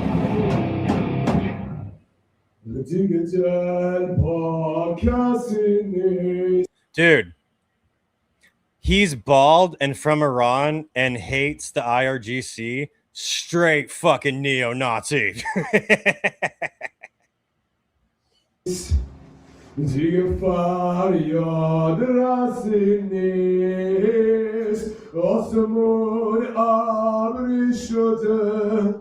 You're singing clean, and why is it all in Farsi? What's going on there? So that song is a cover by Feridun Fouroughi, literally one of my favorite artists of all time. As a vocalist, and I think as a personality, he just comes across as so interesting. And he was someone who very much got... Going from download to Bloodstock, Bloodstock will feel very small. It's really not, but it will feel like it compared to left download. Behind. Part due to his own decision after the Islamic Revolution. And when the whole thing took over, he was one of those artists that was pretty much directly silenced. And he sadly passed away in, I think, 2002. He wasn't that old when he passed away either. But Feridun's music really speaks to me. It's the fact that he sings about such dark and melancholic lyrics, but he does it in almost like a macho way. It's phenomenal. Honestly, his work really speaks to me and has done for years. And all right, let's cut the Bloodstock. This time at night. Just because I don't want the podcast to be like 5 hours long. yeah. Woo! That is the Sophie tent, isn't it? No, it's been a game. All right, yeah. We've already been here before, haven't we? Oh, yeah. There's the Sophie tent. Thousands of people already. Wyatt, you know about the new satanic panic in Bulgaria because some retarded teenagers beat a guy to death and they were wearing metal t-shirts but are legit Nazis. We are getting to that. I'm definitely going to cover that in this podcast a little bit later on because that is an interesting story that seems like a lot of people are not reporting on all of the facts on. We're going to get to the teenage metalheads who brutally killed someone in Bulgaria next week on Dragon Ball Z. No, a little bit later.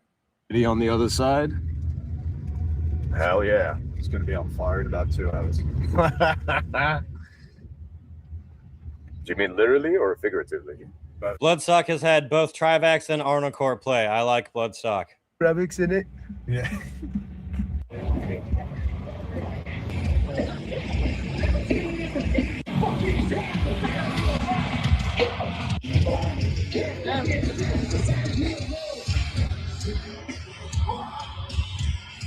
Delivering merch. Okay, merch is delivered. We got approximately 1 hour until stage time. It's gonna be good. Gonna go backstage, do some warm-ups. You get to warm up. Damn, we're not at that level yet.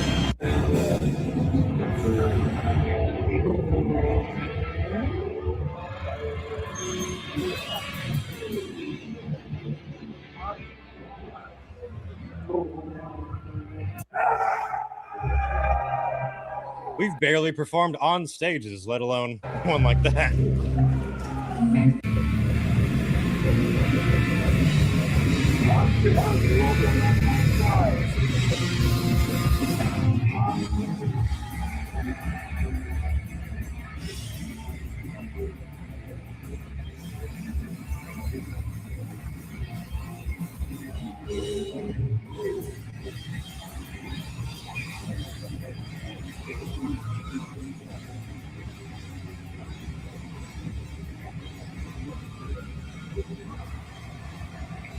Pan over, I want to see the crowd.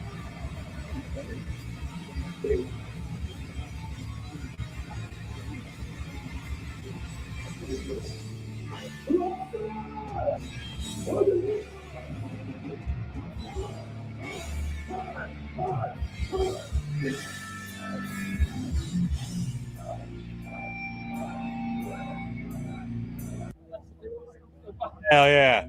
Ballsy goddamn stud right there. I smoked something different after our performance at Terminator. Holy fuck, this is good. That's how you warm up for a death metal show.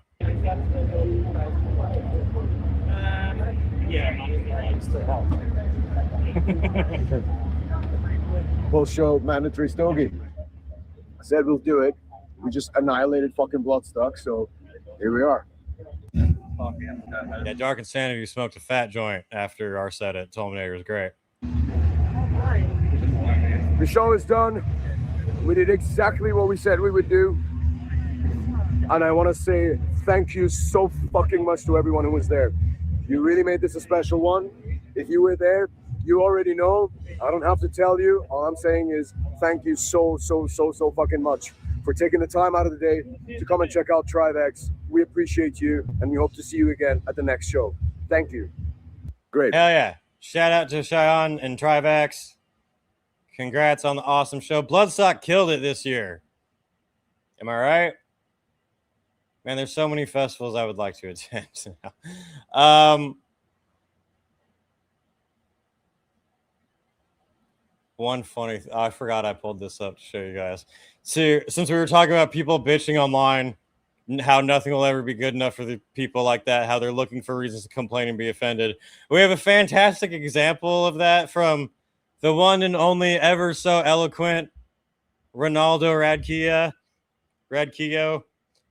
This video is hell funny, and it's short. If you are someone who wants to make online content at all, I actually think you should watch this because he makes a really good point here. Explain something to you guys. The reason why I stopped giving a fuck what any of you think about me or anything like that. I love doing this because it's the perfect time where I can express this. The second when I went to put on, you know, YouTube, where you go put on like 10 hours of wind blowing in the trees to relax, you know, stuff like that, how they have the 10-hour loop of like some type of nice thing. Yeah. I went and put on 10 hours of wind blowing in the trees just to, you know, calm down. I was like, I wonder what the comments look like in this. I clicked on the comments. There's about 100,000 likes and like 20,000 dislikes. Who the fuck is disliking the sound of wind in the trees? And then you go to the comments and they're arguing with each other on if it's real wind or not and saying how bad it sounds. So if you're going to talk shit about wind in the trees, you think I give a fuck what you say about me? You guys all fucking suck, man. Holy shit, man.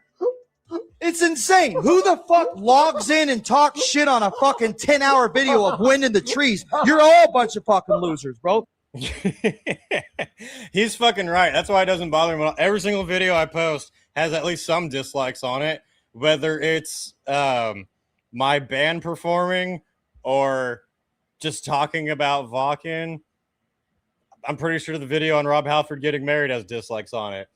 When you start YouTube or any type of content creation and you'll get a first couple of dislikes, it will bother you and you'll be like, what the fuck? Like, why would someone do that? And then you realize, oh, they're either bots or fucking idiots who would literally complain about anything.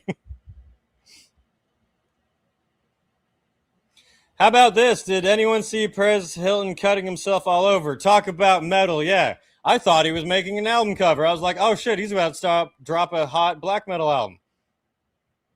Who is this blackout F slur ass Wyatt? That was the singer for Falling into Verse, Ronnie Radke. Friend of the channel. Actually, true, kind of. Wind is racist and transphobic. Exactly. I'm not a huge fan of Ronnie, but he's one of the funniest lead singers ever. Yeah, I think Ronnie's pretty fucking funny.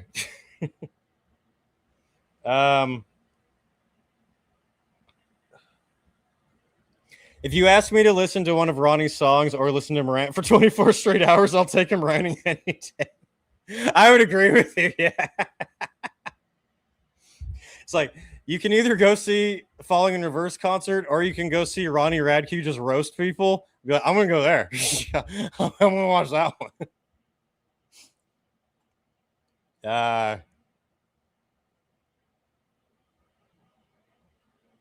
Never mind the Bollocks House Rocket. He is good. Where'd he go? Is he in his chair? Where is he? Oh, he's back there. He's good. He's big, sleepy. Finally got more fucking steroid stuff to put on his food to make him stop itching. I think he's allergic to chicken because cats develop allergies to protein really easily. And if he's allergic to chicken, he's going to be a fucking disappointment. No son of mine is going to be vegan. No.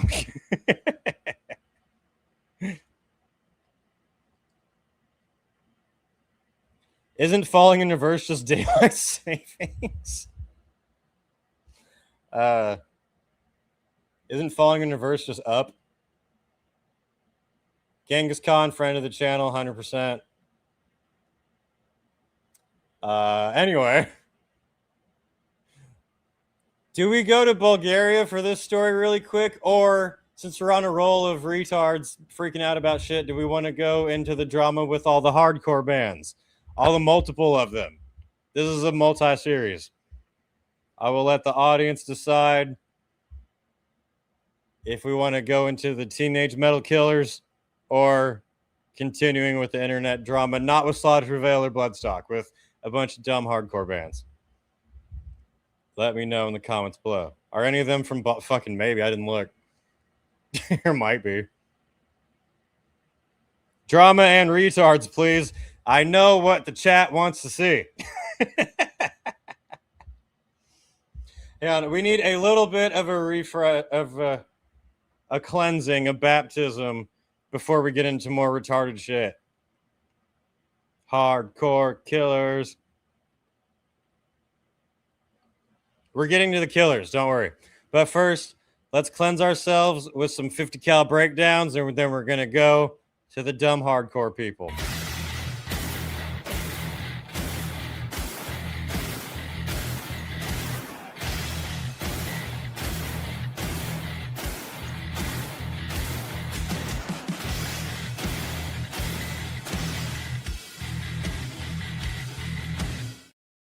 Hang on, I actually need to get more water. What can I distract you guys with for a second?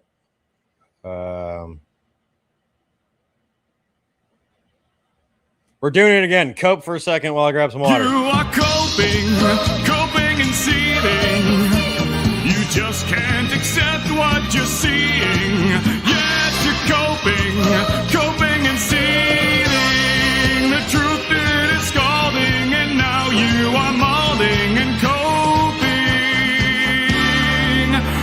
coping so hard. Coping and seething. For those who don't know, that comes long back in the beginning of Gamergate 2, when Alyssa McCuntface was first starting to sue Smash JT. That's when that little clip came about, and it was saved onto here.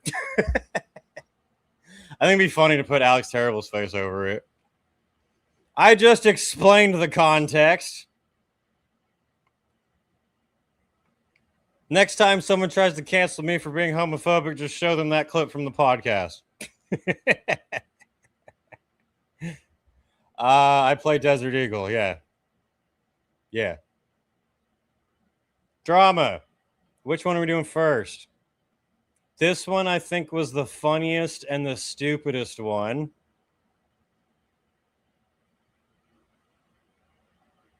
We have at least 3 different hardcore bands causing shit. Hood's frontman Mikey Hood addresses recent accusations and European UK tour cancellation. I'm unfamiliar with this band. I started watching this apology, and I have to say, from a non-biased perspective of someone who doesn't know who this is, this might have been the gayest apology I've ever seen in my fucking life. And I'll show you why. Let me know what you think, because holy shit. You might have to revoke the hardcore name here. Hardcore punk veterans Hoods have issued a statement denying lingering accusations of transphobia. Vocalist Mikey Hood addressed the matter in a really long video where he whined a lot more than people who wear eyeliner on a regular occasion. I will let... See? I will let him explain.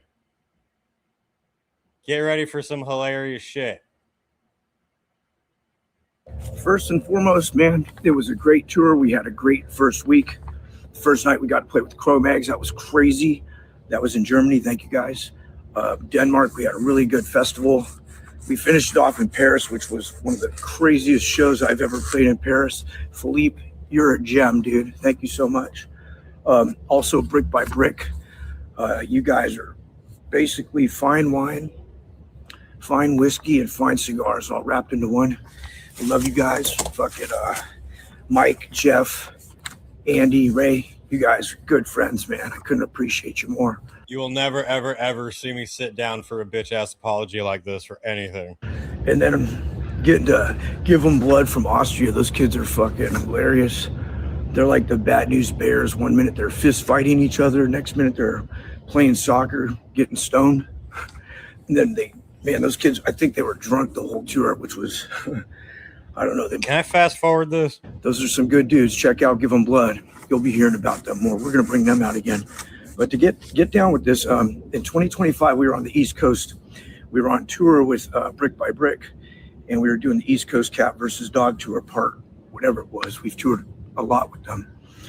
And we were at a club one night, and I found some little tampons in the men's room. So I didn't have my ear. Isn't Lamb Goat a lefty metal site? Yeah. They are, but I do have to give them credit. They do post breaking news stories like pretty quickly from places that like a lot of the other metal sites don't cover. Like they are worth going to because they post more stories that a lot of the others don't, but they do have the bias. Anyway, he's apologizing for finding tampons. Plugs.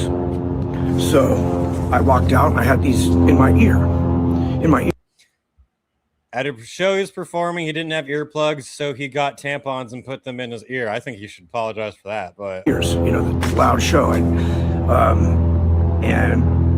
one of them, the dudes was like, "Yo, what the fuck is in your ears?" And I said, "They're tampons, earplugs, not rear plugs." Just making a general joke, tasteless as it may be. He said, "They're earplugs, not weird plugs," and he wrote a film script to apologize for it. Just trying to be funny. So hear me out. Hardcore, guys. So it just was a little joke. So months pass, you know, whatever. And we get home, that was in June 2025. So here comes August 2nd, after probably a bunch of shows we got back. This was our first home show back. So we're at Goldfields in Roseville. Wait. Lamb of God played in the same city that the teenage killers murdered that man like a week and a half before the event. We got Randy out here killing people in Eastern Europe again. God damn it, Randy. Thought you changed your ways. And again, I didn't bring earplugs, and there was some fucking tampons in the men's room. So I grabbed them. We carry scissors with us in our merch box, you know, cut tape and stuff. And I cut them off and I put them on my ears. You're in a touring band and you don't have earplugs to the point where you have to get tampons. And right before we got I've never heard of anyone using tampons as earplugs, by the way. on stage, I never wear earplugs on stage because I can't hear very well anyways. I took them out, and one of my homeboys was like, yo, what the fuck? He's like, are those tampons in your ears? And I'm like, yeah. And he just was like, what the fuck? And so that was like right before I got on stage. So I told the story about that later, and go watch the video. And I said, if you put tampons in your butt, that's just weird to me. And then I said, earplugs, not rear plugs. This next song goes out to, and we started a song, which is well, not to get into that. Go read the lyrics to our fucking music. Anyways, some kid, local promoter, who's in a lot of trouble himself right now. No need to elaborate. Basically got on the internet and said that we were trans. I respect that sly dig. I think this whole video is an entire bitch move, but I respect that little sly dig he did right there. Phobic to that said joke. In no way, shape, or form am I transphobic, nor is my band. And we'll get onto that in a minute as well. So this video goes out. Then the next tour, we are on tour with Southpaw. The singer for a hardcore band is apologizing for accusations of being transphobic because he wore tampons in his ears and made a joke about it, and someone got offended. I deal with more harassment than that every day. We were getting a lot of feedback, a lot of negative feedback, and we explained ourselves. And mind you, this is in 2025. We're almost at fucking 2027 at this point. So it's been, you know, over a year and a half. So we already went through this in the States, only for it to be rehashed in Europe. And I'm not sure what the fuck, but so to explain myself, we got a shit ton of backlash for that. And that was August 2nd at the Capital City Fest. See, this is my response. If someone wants me to apologize for doing something and says don't do it again, I'm going to do it again twice as hard. Even if it's something I don't actually agree with, just to upset them. You could go look all this up online. That's August 2nd, Capital City Fest, Goldfields, Roseville, California. That's when this video is taken. And the local aforementioned person who went and tried to spin his own web for whatever reason. I don't know why the dude has a vendetta against our band. I know we're good looking chaps, but so leading up to that, that was August 2nd. There was so much backlash from that, from the community. I went up and made a statement, clarified everything. I left it up for said 24 hours. You know, we got on with it. We explained ourselves. We went and talked to kids. We made way more friends in the trans community than we ever, you know. And honestly, it's like, it's not something that's in my head to go after somebody who is born differently than me. That'd be like attacking somebody if they had multiple sclerosis. And I was like, oh, you got multiple sclerosis. Well, fucking shaking piece of shit.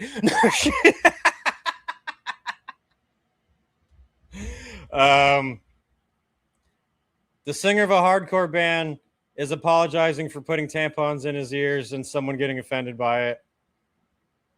He's apologizing for one person getting offended online.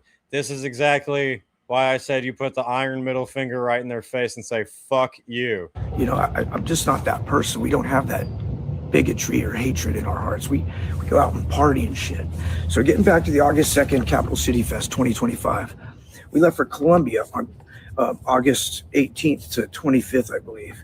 And during all this horrible shit, Hardcore is so embarrassing.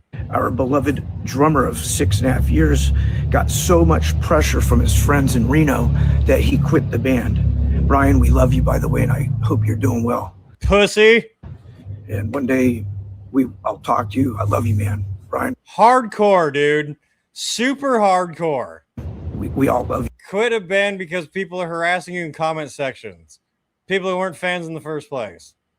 We miss you. I don't know who this person even is, but just from what he said right there, that's a fucking bitch move. But we're doing good. I hope you're doing well. So 20 days later, we had to find a drummer at the last minute.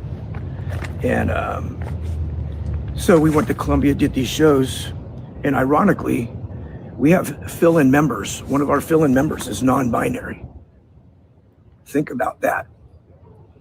Do you think that person would ever fathom the idea of going or playing with a band that he's been friends with for years now, and knowing that they were in that mindset of hatred?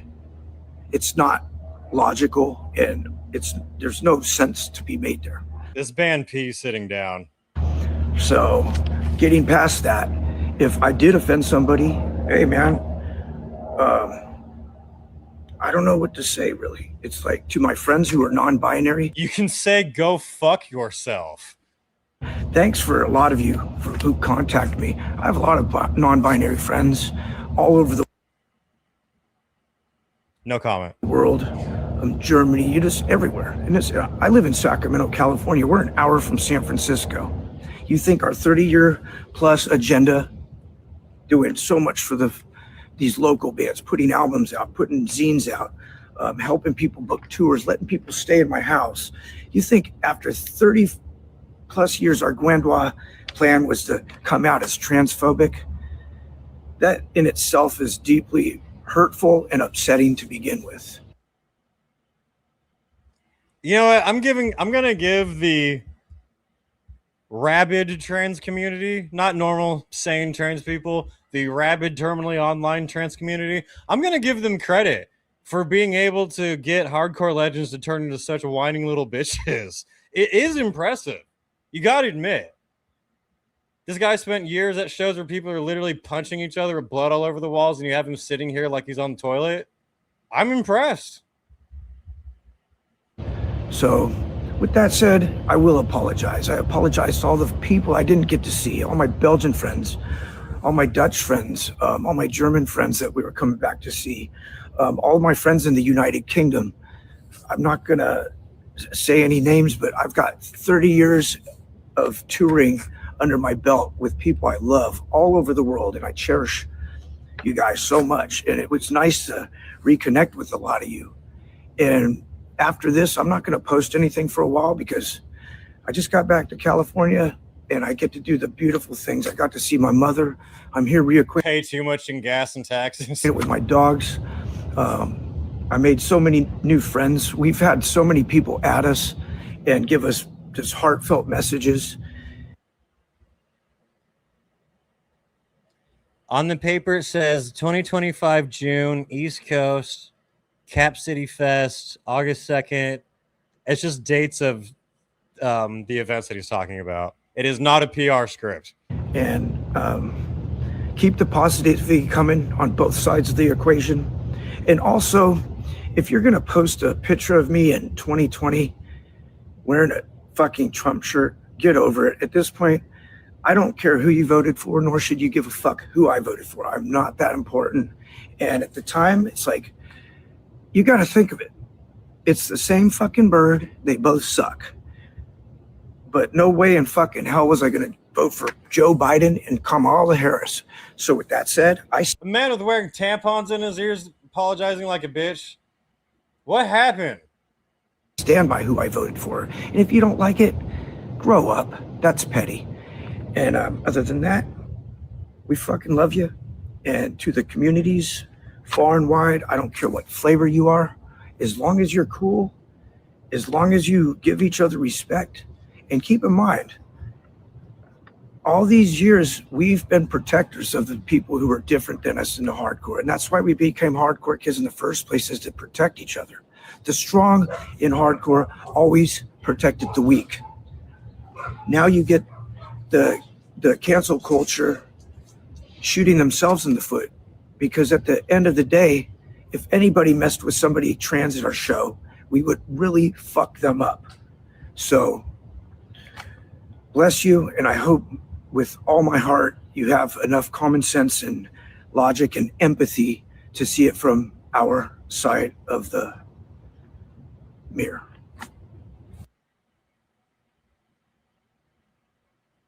Move this man!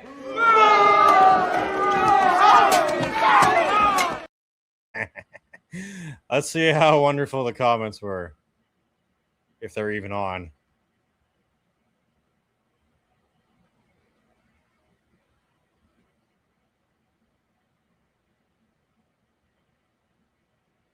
Bruh. I'm just saying. We're not going to spend hella long in his comment section at all on this, but comment for the video. Not once in this apology did he say, I do better to stand up for trans people. Closest he got is he said he had non-binary friends. This is just like a dude saying, I can't be racist and I have a black friend. There is nothing of substance in this whole rant. Just deflection and nice words.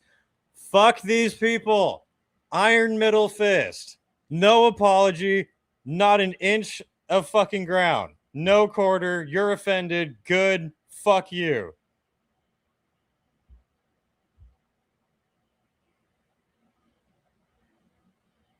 Are there any more? I think there's people supporting him here.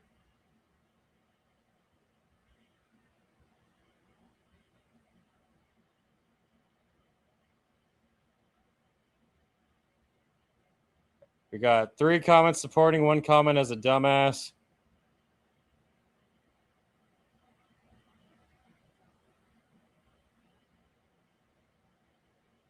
Thankfully, it seems most of the comments are not completely retarded, but this entire video certainly was. God damn. Dude tried to write a Stephen King-like novel with his apology. He gets the fans he deserves with that apology, though. Exactly. And those are fans that will hold him hostage to their demands. That's why, like, if anyone of any background, no matter what they believe or who they fuck or what they wear, is welcome to watch my channel, enjoy my videos if they're awesome. If anyone of any kind is so overreactionary, being like, no, you're so horrible because of these things that I made up, they can fuck off. I don't want them as a fan. Why would you want that? Anyway.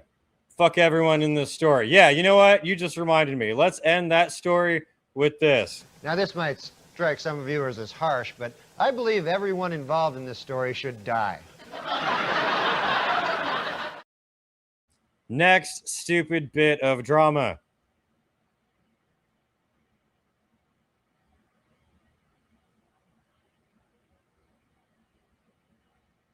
Oh, Jesus fucking Christ.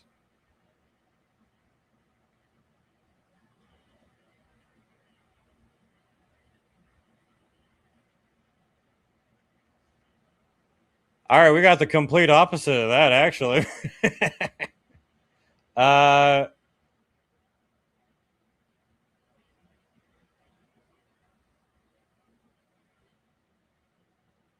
Well, this is another long one. Oh, how long is it?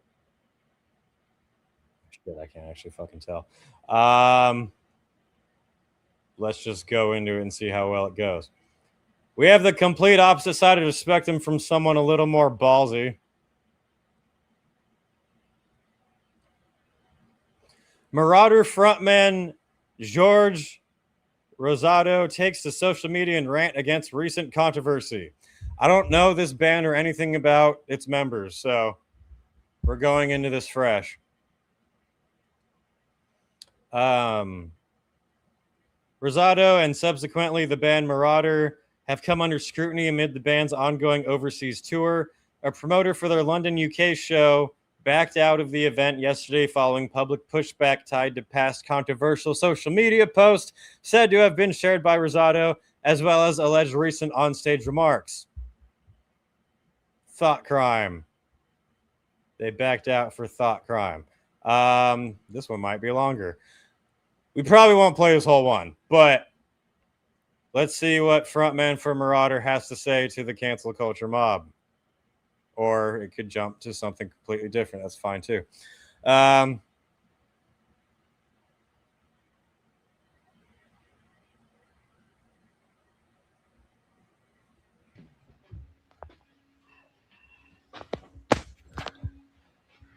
I'm just gonna smile real quick because I got to.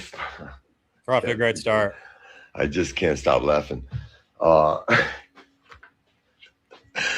going on, people? We're here. We're in London, and the show's gonna go on. And fuck everybody. And I'm just gonna start off with that because shout out to Manchester. Oh my God, what a fucking show! And what's the other one? This is gonna take too long. Oh, Wrexham. Brighton last night. Brighton. I didn't even gonna get to Brighton yet, man. What was it? Wrexham? Right? Yeah. How's it say it? Wrexham. Oh fucking Christ! Well, Wrexham wrecked it. I know you guys didn't have much of a popularity for having shows, but yeah. So, but I want to say something real quick, just to. I hope it's real quick. I don't have to even say nothing, but I feel like I should, for the new jacks, for the newcomers, for the people who are fucked up in the head by frequencies from the internet because they don't know shit about the world. They never leave their house. They're all day little pussies that can't bring nothing to the world, but try to disrupt some shit, you know, like what Malcolm X said, you know, and I hate to say it, I don't want people to get offended, but you can get offended by it. If you're that, then you're gonna get offended by it. But you fucking white liberals are as out of control. You're worse than the motherfucking Nazis. Malcolm X said this years ago. Tons of people have said this years ago, and you're living up to the fucking name. God bless you fucking people. Now we got a hardcore motherfucker in here. We need you here to let the rest of the world know how stupid and full of shit and how contradicting and fuck it, you all shot yourselves in the fucking foot. You know that, right? And my history and my reputation speaks for itself, man. And I don't give a fuck about the left. I don't give a fuck about the right. I'm going to say it once again. You can tell he's excited because he keets walking around. Not a fucking liberal. I'm not a fucking... I'm a revolutionist. All that shit and all these bullshit government agendas with George Lou. I don't give a fuck about people who are already taken care of. You know? So let me show you, and you know what? I'm going to out it because I put it on my fucking personal page. So you think I'm hiding anything, motherfucker? Does it look like I'm... This is how I would expect someone in a hardcore band to respond. Not like the last video we just watched. I don't even know what he posted that got him in so much trouble, but check out that band. Fox is still a wolf. What is this guy's tangent about? People were trying to cancel him for some reason. I don't know what he posted to upset everybody, but I thought we could just use a nice little refresher from all the complete cuckery that we saw in the whatever that band was video. You think these liberals ever seen a hateful person? Yeah, in the mirror.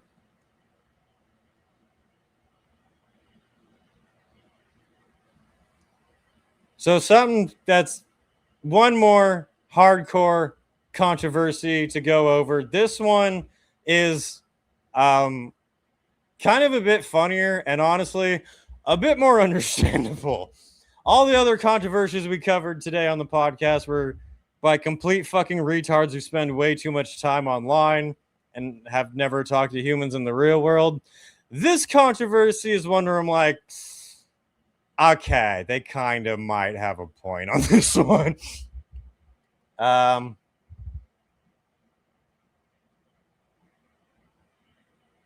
It's going to be a sad day when the last New Yorker like this dies. Seriously. Last real New Yorker. Man, I love Marauder, one of the best hardcore bands I enjoy. I might check them out now after that little tangent.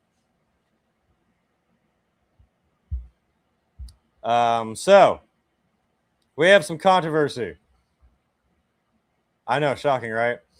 I think it actually might be better if I pull up a quick article on it before going to the band's video on it. There's a hardcore band from Florida called Southpaw.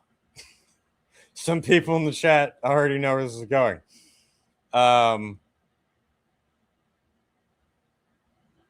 So let's just cover it decently.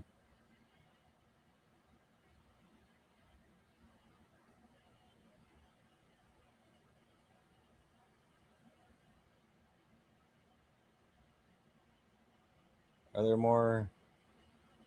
Yeah. So, fuck. Oh my God. Oh wait, this post up. This is not from who I thought it was. Never mind. The band Southpaw got in some heat because they're an up-and-coming hardcore band, and their drummer was photographed wearing some merch that upset people. And this one, as someone who hates people who overreact over stupid bullshit, this one's a little bit harder. The drummer for the band was photographed in the recording studio wearing some very interesting merch. Not only wearing it, but promoting the company of it. As you can see here, the man is wearing a sweatshirt with a Totenkopf symbol on it. You probably know what that is. And the company that made it is called Curb Stomper. The person who posted this said, Southpaw drummer wears curb stomp. Think of this what you will. Scroll to see some of their designs. So this, the Totenkopf skull is wearing sunglasses, and in the sunglasses is the SS lightning bolts, which makes it really hard to be like, no, he just likes Motorhead a lot. Then he says, let's make an album, and he tags Southpaw, the band, and the company who makes the merch, Curb Stomp, who's making it really hard to doubt that they don't know what they're doing. People whine about Slaughter To Prevail when we've got this company out here. Yeah, so the drummer was photographed, not only photographed wearing this merch, but tagged the company directly in it. So hardcore fans got upset. And it doesn't seem like it's for a completely retarded reason. Wait, is the company... Can we go to the company's profile?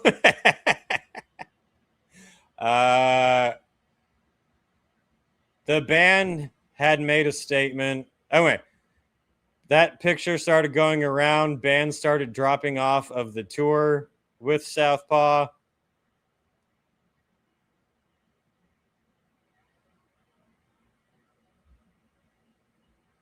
Yeah, as you can imagine, when that started going around, hardcore fans were not excited. Please drink Fanta, drive Mercedes, BMW, or wear Adidas or Puma or Gucci or Hugo Boss. Don't drink Coca-Cola. Anyway, sorry. The band made a video addressing this. And I did not watch this, so we can react to it live. First and foremost, let me just say this. We are not racist, nor are we transphobic, nor homophobic. If we were a racist band, why would we have somebody interracial in our band to begin with? Probably about 5-6 months, I think, we were in the studio, and our drummer here, Harrison, was wearing a shirt that was sent to him by Curb Stomp, which is a clothing line. To put it quite simply, he was uneducated on the fact of what it actually meant and stood for.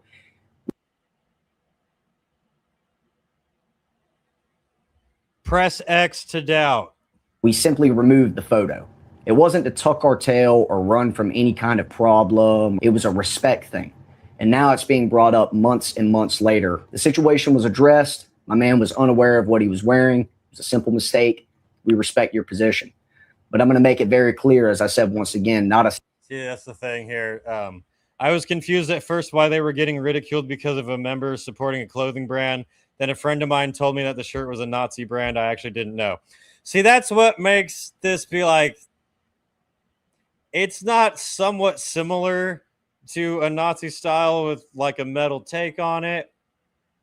It's very quite fucking clearly straight up Nazi symbol right there with the name, curb stomp, and all of this. It's not hiding. It's not even a dog whistle.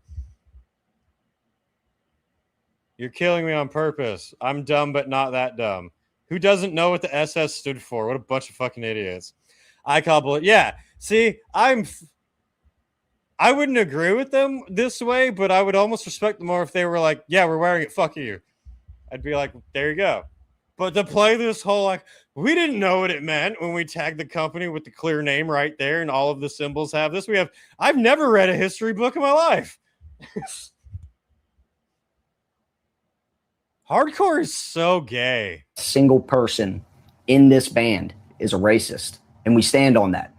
By the way, for those confused, I'm not defending wearing this merch. That is very different than Alex Terrible. We don't stand with racism. We don't stand behind racism. Not a single bit of our lyrics stand for any of that, nor do they stand for anything in regards to being homophobic or transphobic. Southpaw is about unity, mental and physical strength, and is for all walks of life. Doesn't matter if you're gay, doesn't matter if you're straight, black, white, Hispanic, it is for everyone. Southpaw never has been, nor will we ever be, a politically driven band. We respect all. That's not hardcore. Opinions. But I'll just say this, whatever narrative you're running with, you're free to do so. But this is our message to let you know that that's not what we stand behind, and that's not what we stand for, nor is it who we are. The guy who was wearing it hasn't said a fucking word and has been scratching his neck hella nervous the whole time. tours have been canceled, effective immediately. That's this comment. I am pro offensive shirt. I'm pro offensive shirt too. Maybe not that one, but I'm pro wearing shirts that offend people. To act like you don't know what that is, shut the fuck. Literally nobody believes you. We could care less about making the money. We do this for the culture of hardcore and for the love of this game and because it's who we are. So to the bands that have dropped off of all the bills with our names attached to it and the venues that have chosen to separate themselves, understandably so, we hope this finds you well. We will be back. We will remain stronger than ever. Last but not least, this is a call to all of our true fans that have stood with us since the very, very beginning and found us along the way. We appreciate you for your support. Thank you for y'all's time because we ain't going nowhere. Thank you. All right, what's I respect the we're not going anywhere stance like that. I don't respect the fucking playing dumb and the person who is in question sitting there just looking sad and embarrassed the whole time rather than actually speaking. Yeah. Mental and physical strength. It's something the left knows nothing about. Facts. Bullshit. I have a black friend is not a get out of jail card. Just shows you're a dumb fuck who doesn't understand shit when it comes to racist shit. So yeah, to pull that whole fucking like, I had no idea what this meant is fucking. No one believes you. That'd be like Lemmy being like, I had no idea what all these swastikas meant. It's like when you get in trouble at school and your mom talks to get you out of trouble. That's what it feels like, dude. I've literally seen that skull logo forever and actually didn't know. I thought it was a skateboarding and metal militia on Viva La Bam. Did it have sunglasses that had SS bolts in the middle of it, though? And it came from a company called Curb Stomp. I have something that looks like that skull on my arm because it's part of the Motorhead symbol. That doesn't mean it has the fucking SS right blatantly there. Makes it real hard, is what I'm saying. It doesn't bother me if he actually wears it or not because I don't listen to this band. But we've dealt with really whiny apologies. We've dealt with playing dumb apologies. And through all of this, we've learned that the only right thing to say is, you're a retard, go fuck yourself. I'll stand by that. But again, they are apologetic and respectful, so it's done deal for now. They sound like they got whipped by their dad with this belt. They look like that. They look like they're sitting there like, no, daddy, no.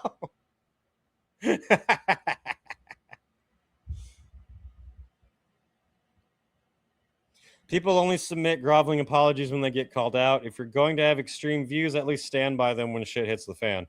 I do honestly respect someone who stands by their extreme views, even if I abhorrently, completely disagree with them. They're at least standing on their feet. I think that's somewhat, you're my enemy that I somewhat respect rather than a groveling little piece of shit. Be like, I'll do whatever you say. You're like, wow, I fucking hate you, but at least you're standing on your feet about it, you know? Haters gonna hate. This one, I think the uproar is a little bit more understandable, but you're trying to tell me 4 grown men from Florida in a hardcore band have never seen American History X or knew what the term curb stomp meant? That's what, yeah. I'm not saying the band should be canceled. I'm saying I don't believe you. But I also don't care much. That is all of the drama. We're not ending the show. We still have to get to the stabby stab kids. But that is all of the stupid drama dealing with retards online who don't know how to handle the real world and never talk to real humans. Never apologize for anything you're not actually sorry for. If you are actually sorry, if you actually did do something fucked up and you realize it, then yeah. But never apologize because people you don't even know are trying to force you to. Anyway, let's get to murder. Something more lighthearted and fun.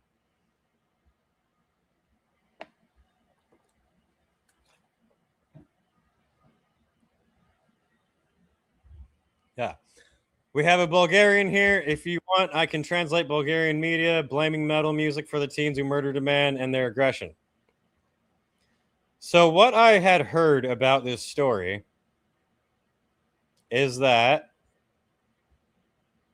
these kids were wearing Pantera, Powerwolf, Mayhem, and someone else's shirt, lured a guy into the woods and killed him. Based. No. First thing I saw about it was this clickbait post that does not cover everything. So I'm going to read this first and then get into what really had happened. But this came across my feed. We have, I don't know, Powerwolf, Mayhem, Sepultura, Pantera. Inhuman cruelty shook Bulgaria. Don't believe what this says. These are the 5 minors, the cruel and sadistic murderers of a 37-year-old man in the city of something I can't pronounce. They lured him into a wooded area. They beat him to death for an hour. It took too long.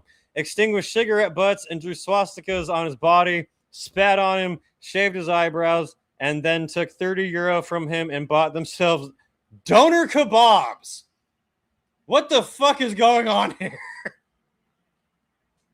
We drew a swastika on him, and then we went and talked to the Turkish owner of a shop to get some kebabs.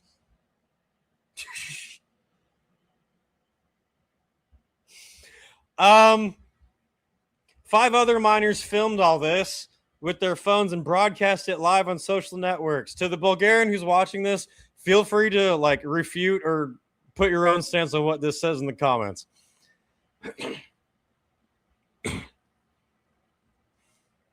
The most horrifying detail of what happened is not just the beating itself, but the fact that it was filmed on video. In psychology, this indicates a severe form of emotional disassociation. For these young people, reality has become content. Filming the beating on a phone is not just evidence, it's the main goal. It's also dumb, because it's the main way you're going to get caught. For this generation, if something is not filmed, it did not happen, yada, yada, yada, blah, blah, blah. Basically says these kids are super evil and are the children that capitalism raises.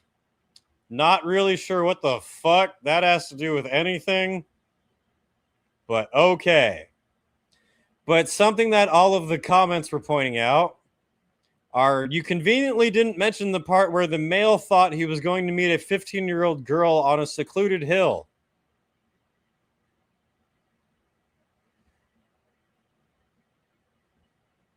I read the report. The 17-year-old girl posed as a 15-year-old on the internet and lured the man to a date.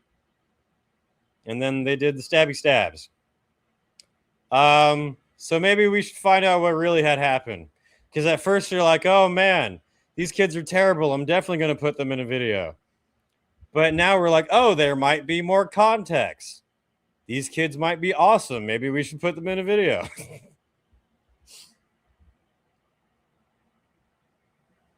Dun, dun, dun.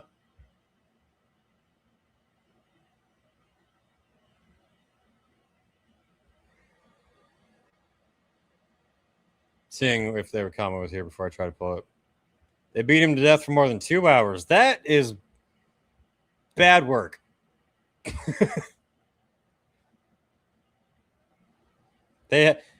He said they had a Nazi flag. It was 10 children, and they went to eat kebabs afterwards.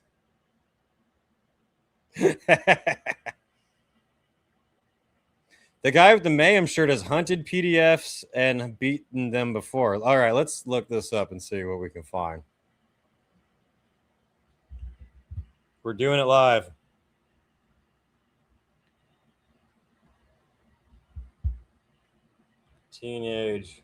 Bulgarian teenage metal murder. That's what I'm Googling right now.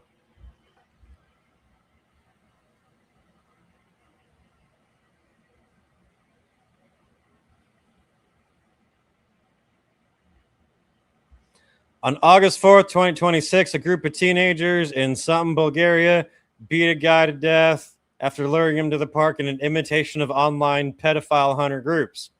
Some suspects wore heavy metal shirts, prompting local retard media to sensationalize it as a satanic black metal crime. Killing pedophiles is super satanic. The attack, 10 teenagers aged 14 to 17 were initially detained, and 3 boys and 2 girls were formally charged with the brutal murder. By the way, I'm reading an AI overview, so that means that we are drowning fish right now, causing droughts and helping billionaires rip off hardworking artists because we're reading something from AI. They beat the shit out of the guy and filmed it, took photos. The guy died at the hospital hours later. As I'm saying, bad work. Investigators noted the group was influenced by online extremist networks like neo-Nazi ideologies, promoting violent vigilantism rather than any musical subculture. They just had cool t-shirts on. Do we have an actual article? This looks like it's probably in Bulgarian.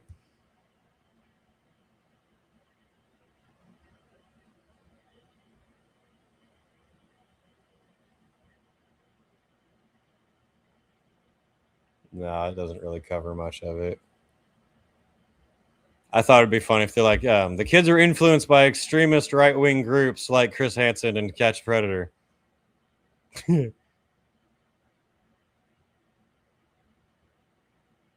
Well,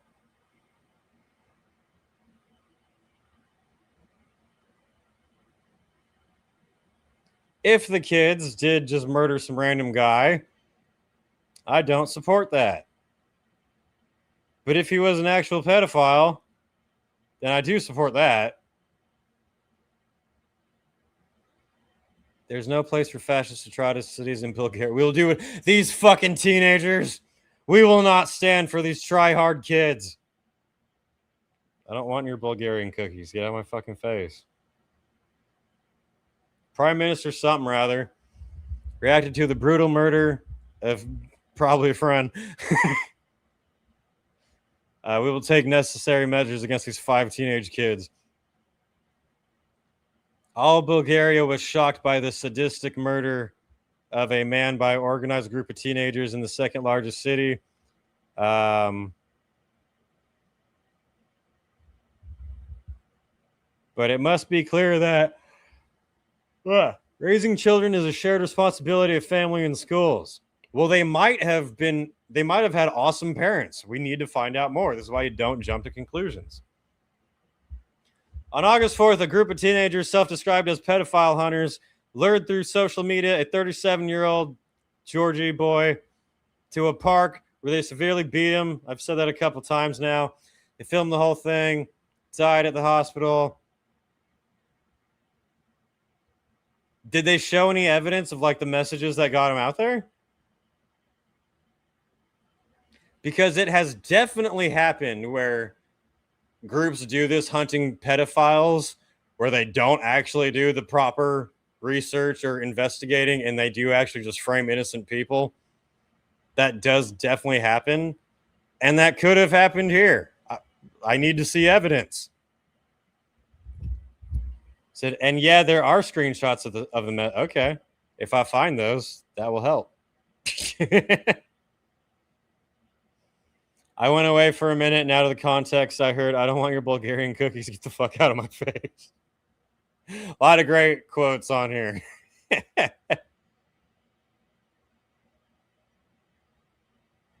Shitty thing is, a guy with a Sepultura shirt walking his dog was shot at by an old man with a fucking crossbow. That is metal as fuck. Why did that happen? Wait, so is Bulgaria freaking out thinking there's a bunch of satanic murderers out there when it was a maybe pedophile? No, I see. Initially, when you see a pedophile gets exposed and, you know, harassed or attacked in public, you're like, awesome. But I noticed that when that fucking idiot Vitali, when he started doing that shit, and the videos were him not getting people arrested, but like pouring milk on them and attacking them and having rappers show up and perform, was like, these are things you can't legally do. Like, even if someone is a straight up pedophile piece of shit who should be killed, you can't actually go up in public and just start attacking and harassing them without the cops being like, hey, what's going on here? So that's when I was like, some of these videos seem like they're bullshit, and some of them were. So I'm really curious. But backlash from the news blaming metal. How dare metal encourage the death of pedophiles? This is terrible. We can't have kids listening to the genre. Oh, yeah, if you send them on Instagram, I'll look at it. Oh,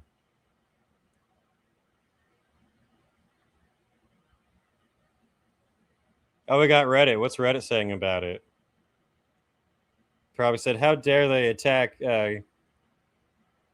one of us. So yeah, without seeing the evidence yet, I'm like, they could have actually attacked a pedophile, or they could have claimed that he was a pedophile to attack him. But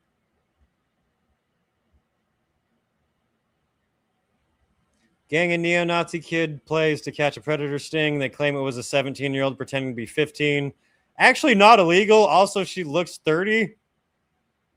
Also, all this age stuff is the killer's narrative. Did I not just joke that Reddit would be defending the pedophile? The victim is a 37-year-old orphan from a nearby... Say orphan like it was a child. From a nearby small town who lived with his sister. He had a stable job, was a bit of a loser in the ladies' department, maybe mildly on the spectrum, social anxiety. I really wonder how this one went. He went to the meeting place, got extremely tortured and beat up, was found and brought to a hospital where he died a few hours later. Our shit media first reported it first as homosexual trying to jump kids. Then they shifted to the killer's version of the victim being a pedo creeper. Meanwhile, many people from the hometown are outraged and claiming the victim was a harmless dude, aren't they always? The judge, who's the one that has seen all the materials, including the chats and the torture video, actually wept a little during the indictment. Also, picture is Nazi named Alan, technically not related to the case, but he's the guru of these adolescent pedo hunters. What is this link? All right, a new segment in a language I can't even pretend to understand. Let's fucking do it.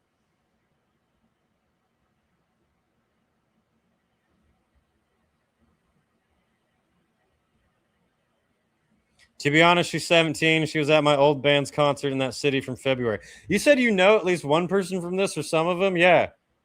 Comment all the information you have because this is very interesting. Here is a new segment that I can't understand at all. Петима непълнолетни на възраст между 14 и 17 години са заподозрени за жестокото убийство на 37-годишния мъж на младежкия хълм в Пловдив. По данни на прокуратурата едно от момичетата, да, сред задържаните има и момичета, се е представило за 15 годишно и си оговорило среща с жертвата. Когато мъжът пристигнал, бил нападнат и пребит от групата, попаднал е в капан. Сега дали са възприемали себе си като така наречените ловци на педофили, биячите, дали с това маскират насилието, подробностите първа ще излизат за мотивите около това престъпление. Какви отговори очакват близките на жертвата? Благой Бекриев продължава по този шокиращ случай. This doesn't help at all. Добро утро. Добро утро. Тук са се събрали негови приятели, близки, роднини, за да подкрепят... I can assume these are people supporting the victim. Роднините му, както и за това, че са потресени и шокирани от жестокото убийство, за което бяха задържани 10 непълнолетни лица. Срещу 5 от тях е повдигнато обвинение за умишлено убийство. Георги Бошков, който е първи братовчет на убития... I was just gonna say that! I completely agree! В момента е тук и разговаря и с медиите. Нека да чуваме това, което той казва. По някакъв начин вашия братовчет да е проявявал интерес към деца? Нямам идея. Ние казахме и вчера, никога нашия братовчет не е проявявал интерес към деца. We're very close to some offensive American words. 5 underage, aged 14-17 were held for murder in the place, according to the news. Girl was 17, acting 15, lured him into the hill, and pokey poke.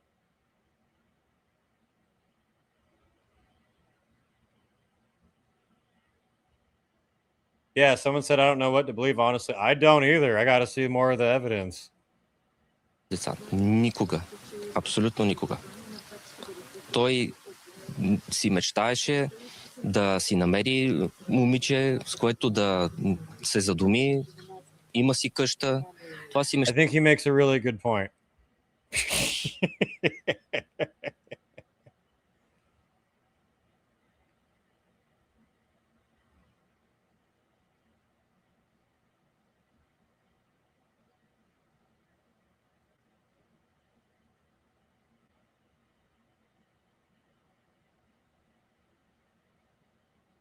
Yeah, I'm just seeing what else the Reddit page on it said, which is not much. What do you guys think happened? This will be a fun video to go over when there's more details. Georgie, who was the guy who was killed, was mentally slow and was looking for a wife. That's disappointing to hear. As a Bulgarian, I don't know what to believe. So us stupid-ass Americans are not the only ones lost here. You have someone directing the country being like, I don't fucking get it either, bro. Sounds like classy Russian. It's got that Slavic nature to it, doesn't it? Which is funny because there's a whole bunch of languages that I can at least understand parts of, but like Slavic ones, I'm completely fucking clueless.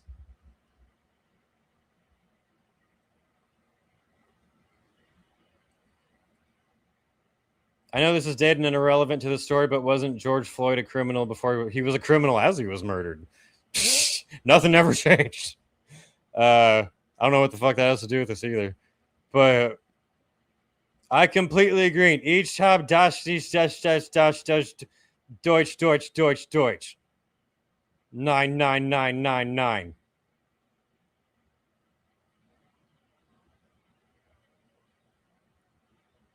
The kid's the guy with the Mayhem shirt. I know has hunted PDFs from mutuals, but again, he's beating up randoms too. That's the problem with quotas, you know. Also, the guy who looks like Shaggy from Scooby-Doo also said gore makes him more horny than porn.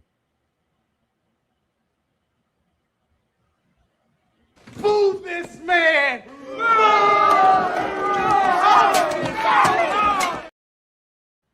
All right. Yeah. I don't know how that one is going to turn out, but that's very interesting. Makes for a fun story for sure. Tell the old Bulgarian people not to shoot at metalheads with crossbows. Wyatt's Metal says no. Doesn't go well for anyone. Well, I have 3 festival lineups to go over really quickly before I fuck off.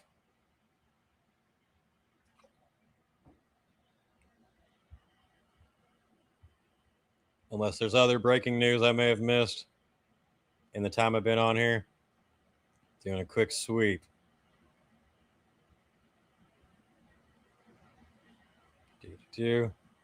Anyone seeing any cool bands or shows coming up? I will be at the Demon Burger concert in LA in like 8 days or whenever the fuck it is. The concert that will not have hypocrisy on it. Motherfuckers. No, I don't think I missed any breaking news. We have some festivals are announcing bands for next year.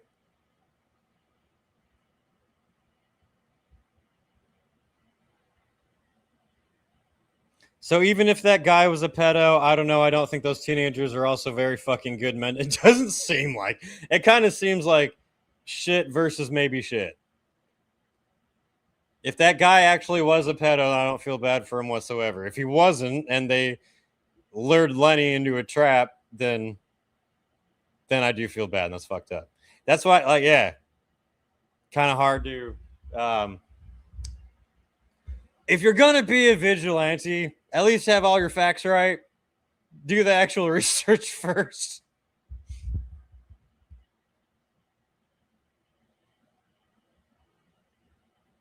Go watch Hypocrisy at Tulminator next year. I hope so. Or if not, there somewhere. Have you already gone over Vulcan 27? I think we did on the last one. Yeah, I think we went over it last week. So I'm going to go over the ones we got right now.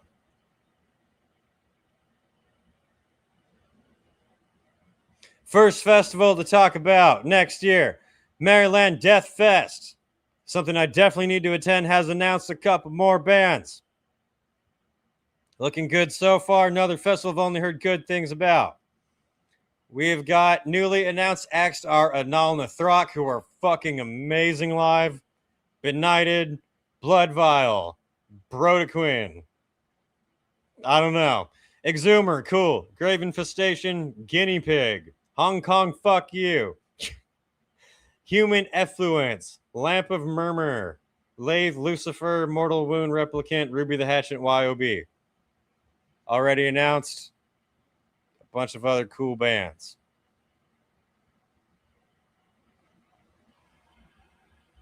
I can't read all these. These are too long.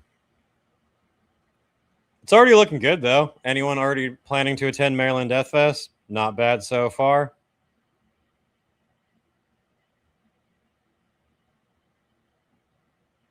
Shay says, on Wednesdays when there isn't much metal news, I request just a chillin' podcast shooting the shit. Talking about just general life stuff because I dig that, and this is like a digital hangout for us.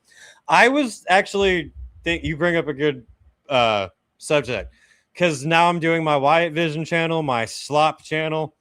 So if you want more of me reacting to things, you can go check out Wyatt Vision, where I reacted to Avengers Doomsday coming out. I just put up a video making fun of Tom Segura for being a loser. Here, I'll pull it up and then jump right back to Maryland Death Fest to show you guys. But for those who don't know, I do have 3 channels, not just this one. This is my main one. Most of my time is spent on this one. But I also have my Slop reaction channel that I'm pulling up right now. Wyatt Vision. This is where I will react to movie stuff, other YouTuber stuff, culture stuff, whatever the fuck I want to react to that's not metal. These are much simpler videos where I'm pretty much just reacting to other videos. That's it. I'm not spending time and effort working on these ones, but they're fun. So you can check that out if you like. But so for this channel, I've just been watching and recording on my own, but I'm thinking it would be better to do a live stream and, you know, react off of comments and everything. But I was thinking maybe here on the metal channel, starting a podcast that's not metal, where I do react to stuff for this channel, but then I'll take clips from that and I'll upload them over there. So maybe we can do here on Wyatt's Metal, maybe we can do a podcast that's not metal focused on, some other day. Fucking Sunday or whenever people feel like would work. Would people be down for that? For like a Wyatt's Metal chat about other stuff? I was just thinking I don't want people to get confused. Be like, oh, I'm going to click on Wyatt's Metal. I'm like, why is he reacting to this movie trailer? But we could definitely do that. People like that too. It would be easier on me, honestly. That sounds cool as hell. Maybe we'll bring it back. React to body cam videos and shit. Like, I want to know what everybody's favorite style of potato is type thing. I'm torn between hash brown and good old Herbie garlic mash. I take sweet potatoes and chop them up and fry them. Bomb. As long as it isn't anything political. I haven't decided yet. I don't know, because I really don't enjoy talking about politics with anybody because there's no fucking point. But I'm also not going to hide my opinions. But well, whatever you do with that channel, I expect there to be an overpriced white label coffee brand coming very soon. My channel is under attack. Every video is going to say that. I'm here for metal personally, but you do you, Wyatt. That is totally fair. I completely understand. That's why there's separate channels. You might like my opinion on metal, but not like me talk about how shitty Disney is. I also have the other channel that I changed the name to recently, called, for any video game nerds out there, I typed the name of my other channel and it pulled up the metal channel. I'm also now doing my third channel, Wyatt Mods, where I'm just doing quick videos showing off all the fun modded games I've been doing. Because for those who don't know, I turned Red Dead 2 into a VR masterpiece. It's fucking awesome. I got great video with actual dialogue this time. Now I'm talking shit over the gaming too. So if you want to see all of my channels, you can check those out. Or you can stay here just for the metal fuckery. Any and all of those is perfectly fine. Anyway, who's going to Maryland Death Fest?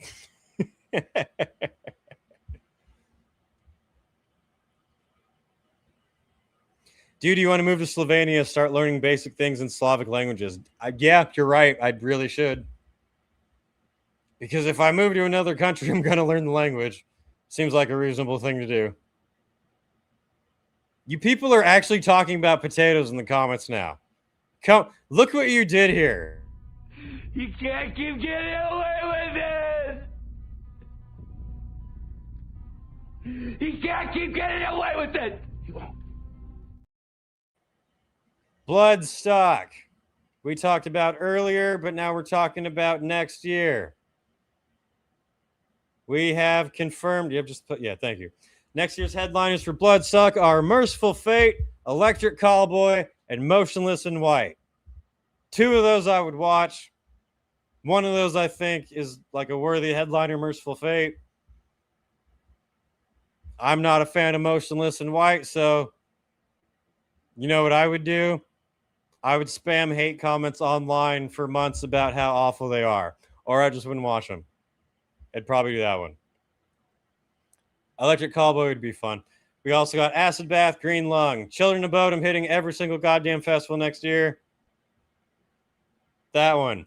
Devil Driver, Wind Rose, fun as fuck, Hammerfall, Corrosion of Conformity, Silosis, Hypocrisy actually showing up to play, Halo Effect, Decapitated, Witch Club Satan, Humanity's Last Breath, Goodalox, Conan, Tortured Demon, Death Clock, here down on the smaller stage for some fucking reason. Canon and Faber, Fulci. This is actually a pretty good lineup. I would dip Merciful Fate, Children of Bodom, Windrose, Hypocrisy, Halo Effect, Decapitated, Goodalox, Death Clock, Canon and Faber. I'd watch all that. That would be sweet. It's not all about the headliners. Sometimes it is, but not always. I regret nothing. We spud buds now. What are the potatoes for?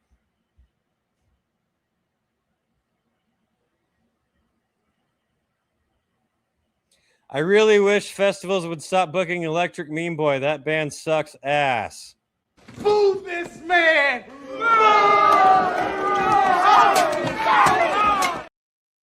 I like them. I think they're fun. I'm not hating on them. What's Tater's Precious? And then the other one that announced some bands is Brutal Assault. So Brutal Assault just wrapped up. Festival I need to fucking check out.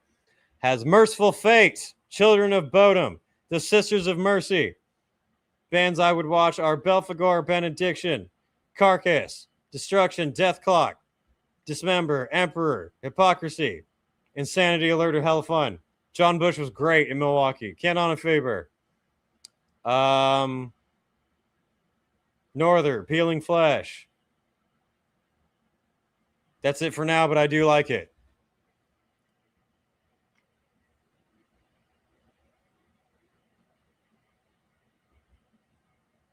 Remember that video I played where Ronnie Radke was saying that people were bitching about the sound of air and trees? The first comment I see on here: please leave all AI-generated content outside from the festival at any farm. No AI pick on the info book, no AI food stalls, no AI banners.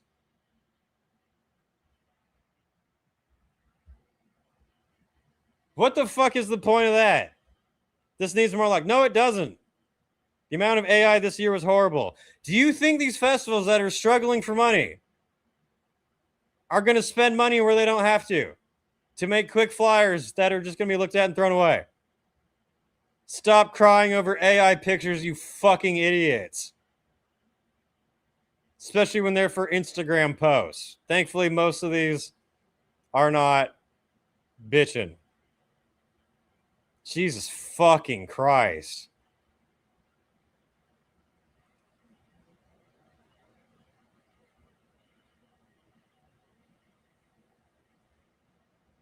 We simply skipped all AI bannered food stalls?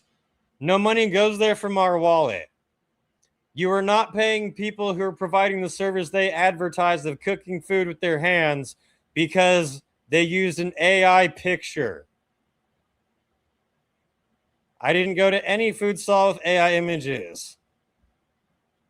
It's beyond me why they partner with something like Saving Trees Foundation when other environment protection measurements, but then use generative AI to further destroy our planet, wasting water and heating up the planet and giving corporations more reasons to build more data centers that will destroy forests and animals. I am going to show you guys in real time how horrible, awful, and dangerous it is to create an AI fucking picture.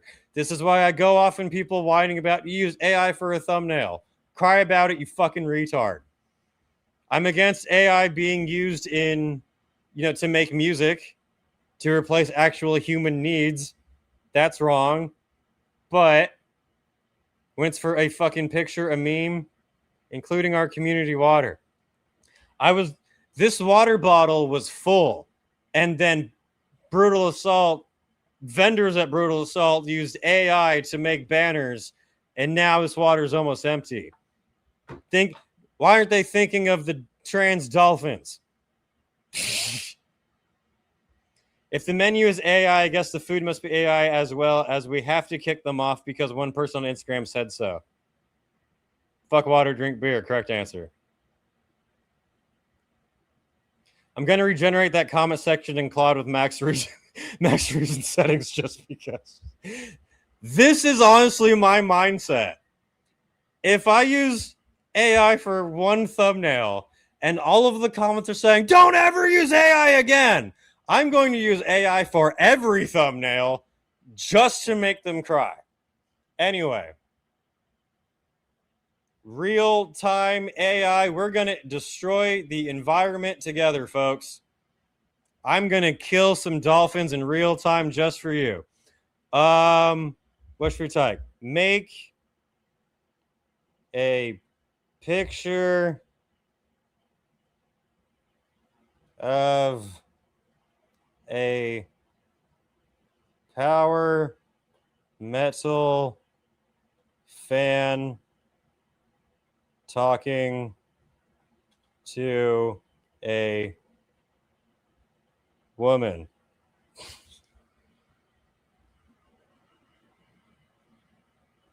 Grind up those fucking dolphins right now. Boom! We just drowned a whole pot of fish to make this AI picture, this slop. I just gave Elon Musk so much money by making this picture. Make a picture of a moshing potato. The dead dolphins weren't enough for some guy from somewhere. We have to kill more fish and drown more starving children to put in all of the effort of creating more generative AI. You've too many Halloween patches, sir. I like how the AI knew to give the woman a ghost shirt.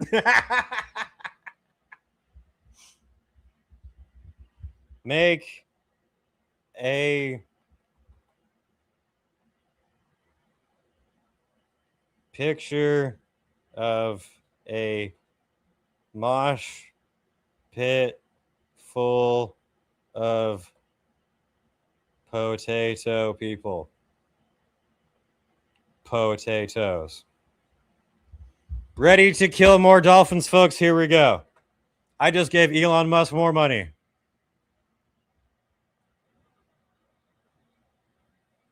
It's taking a minute because it's just ripping away the careers of all of the struggling artists. How come I didn't use Photoshop instead? Bam! Fuck those dolphins. Fuck all those fish. We're drowning more kids in Africa to make this photo album of moshing potato people. This is what people are crying over.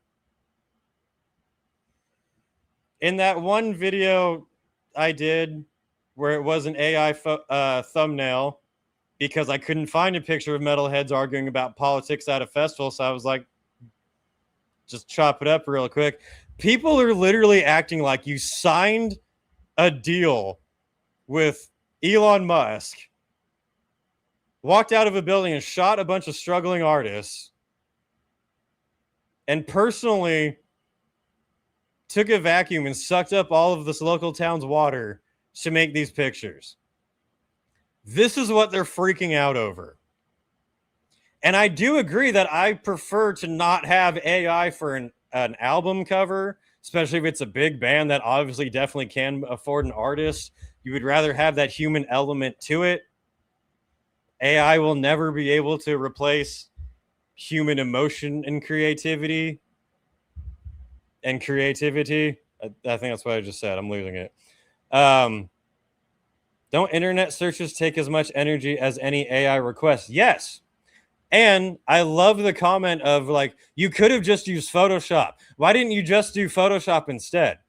So you would rather me literally stolen pictures from other people and just cropped out the parts I didn't look and put them in. That would have been ethically better than typing a sentence.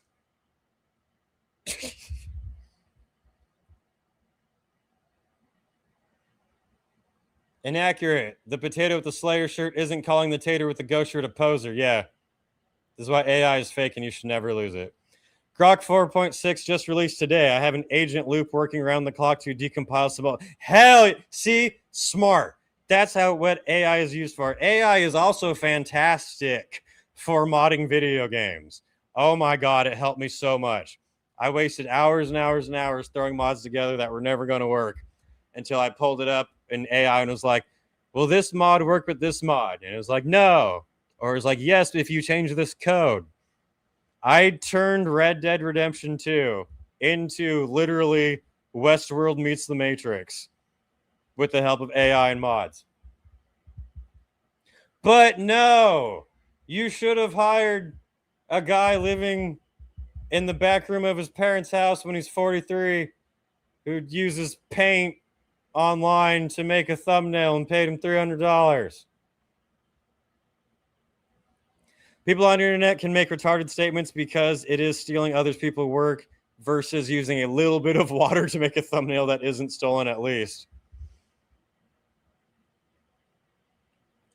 Hot take, the insane amount of water they say is for AI cooling systems is a total lie. They're actually hoarding water and keeping it in massive underground vaults for the elites when the shit hits the fan. I don't know. I do question how much that is an actual thing, that the AI data setters are totally destroying water and everything. Like, I'm curious how much that's actually true. It might be. I'm not full on like AI is great. You should embrace it and everything. We don't need instruments anymore. Just use AI. No, I'm not for that at all. I'm also not for retarded freaking out about everything online. The water thing is totally overblown. Thank you. That's what I think. I'm sure it's not the best thing ever. I'm sure I wouldn't want a data center in my local pond. But it does, they literally act like you make an AI image and you created the Flint, Michigan water crisis. Can we get back to music? No, we don't talk about music on this channel. Only drama. Make a picture. Oh, wait, no. Google AI is too nice for this. We need to go to Grok. Which I haven't used in forever. I mean, I was just going to tell it, make a picture of people crying about Slaughter To Prevail playing, but yeah. Let's end on a high note. Let's end with the 50 cal fucking breakdown.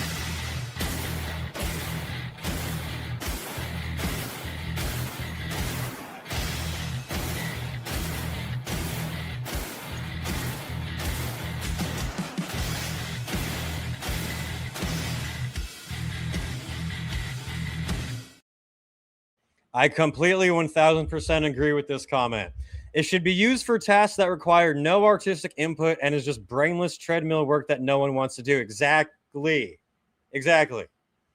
If you're a genuine artist, you don't need AI because it would never come up with the things you would actually come up with.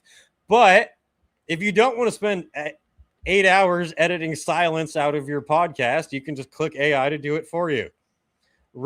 Robotic, mundane tasks that don't serve a purpose other than just grinding the gears. Of course, you should use AI for that. But using AI to like write your lyrics, to actually make the songs, if they're not comedy songs, I don't care. But actual songs, no. Yeah. Point of this podcast is don't be stupid. Don't be overreactionary.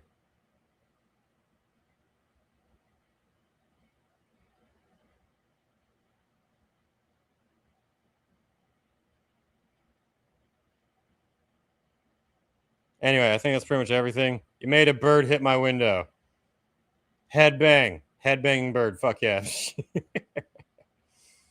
Anyway, I think that is going to wrap it up for this 3-hour episode of the Wyatt's Metal Podcast, where we offended pretty much everybody.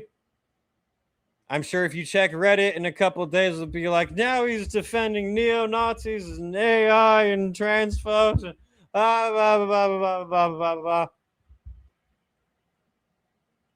With that said, I'm stoked y'all have been running with the potato theme. Yeah. The moral of the story is don't be an overreactionary retard. Have conversations with people who think differently than you and be willing to actually hear them. Not just be lectured to.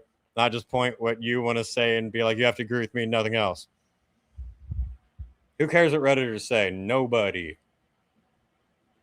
that is it for this episode of the Wyatt's Metal Podcast.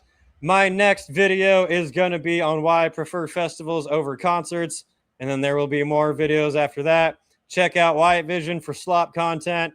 Check out Wyatt Mods. Check out Wyatt Mods for gaming slop content. I have not changed the outro yet, so we're still going to get Officer GG Trevor seeing my band live. Good night, everyone.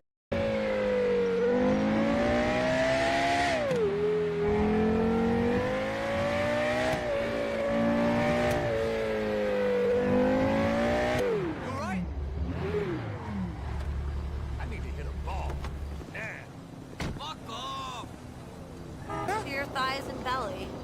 Like I care.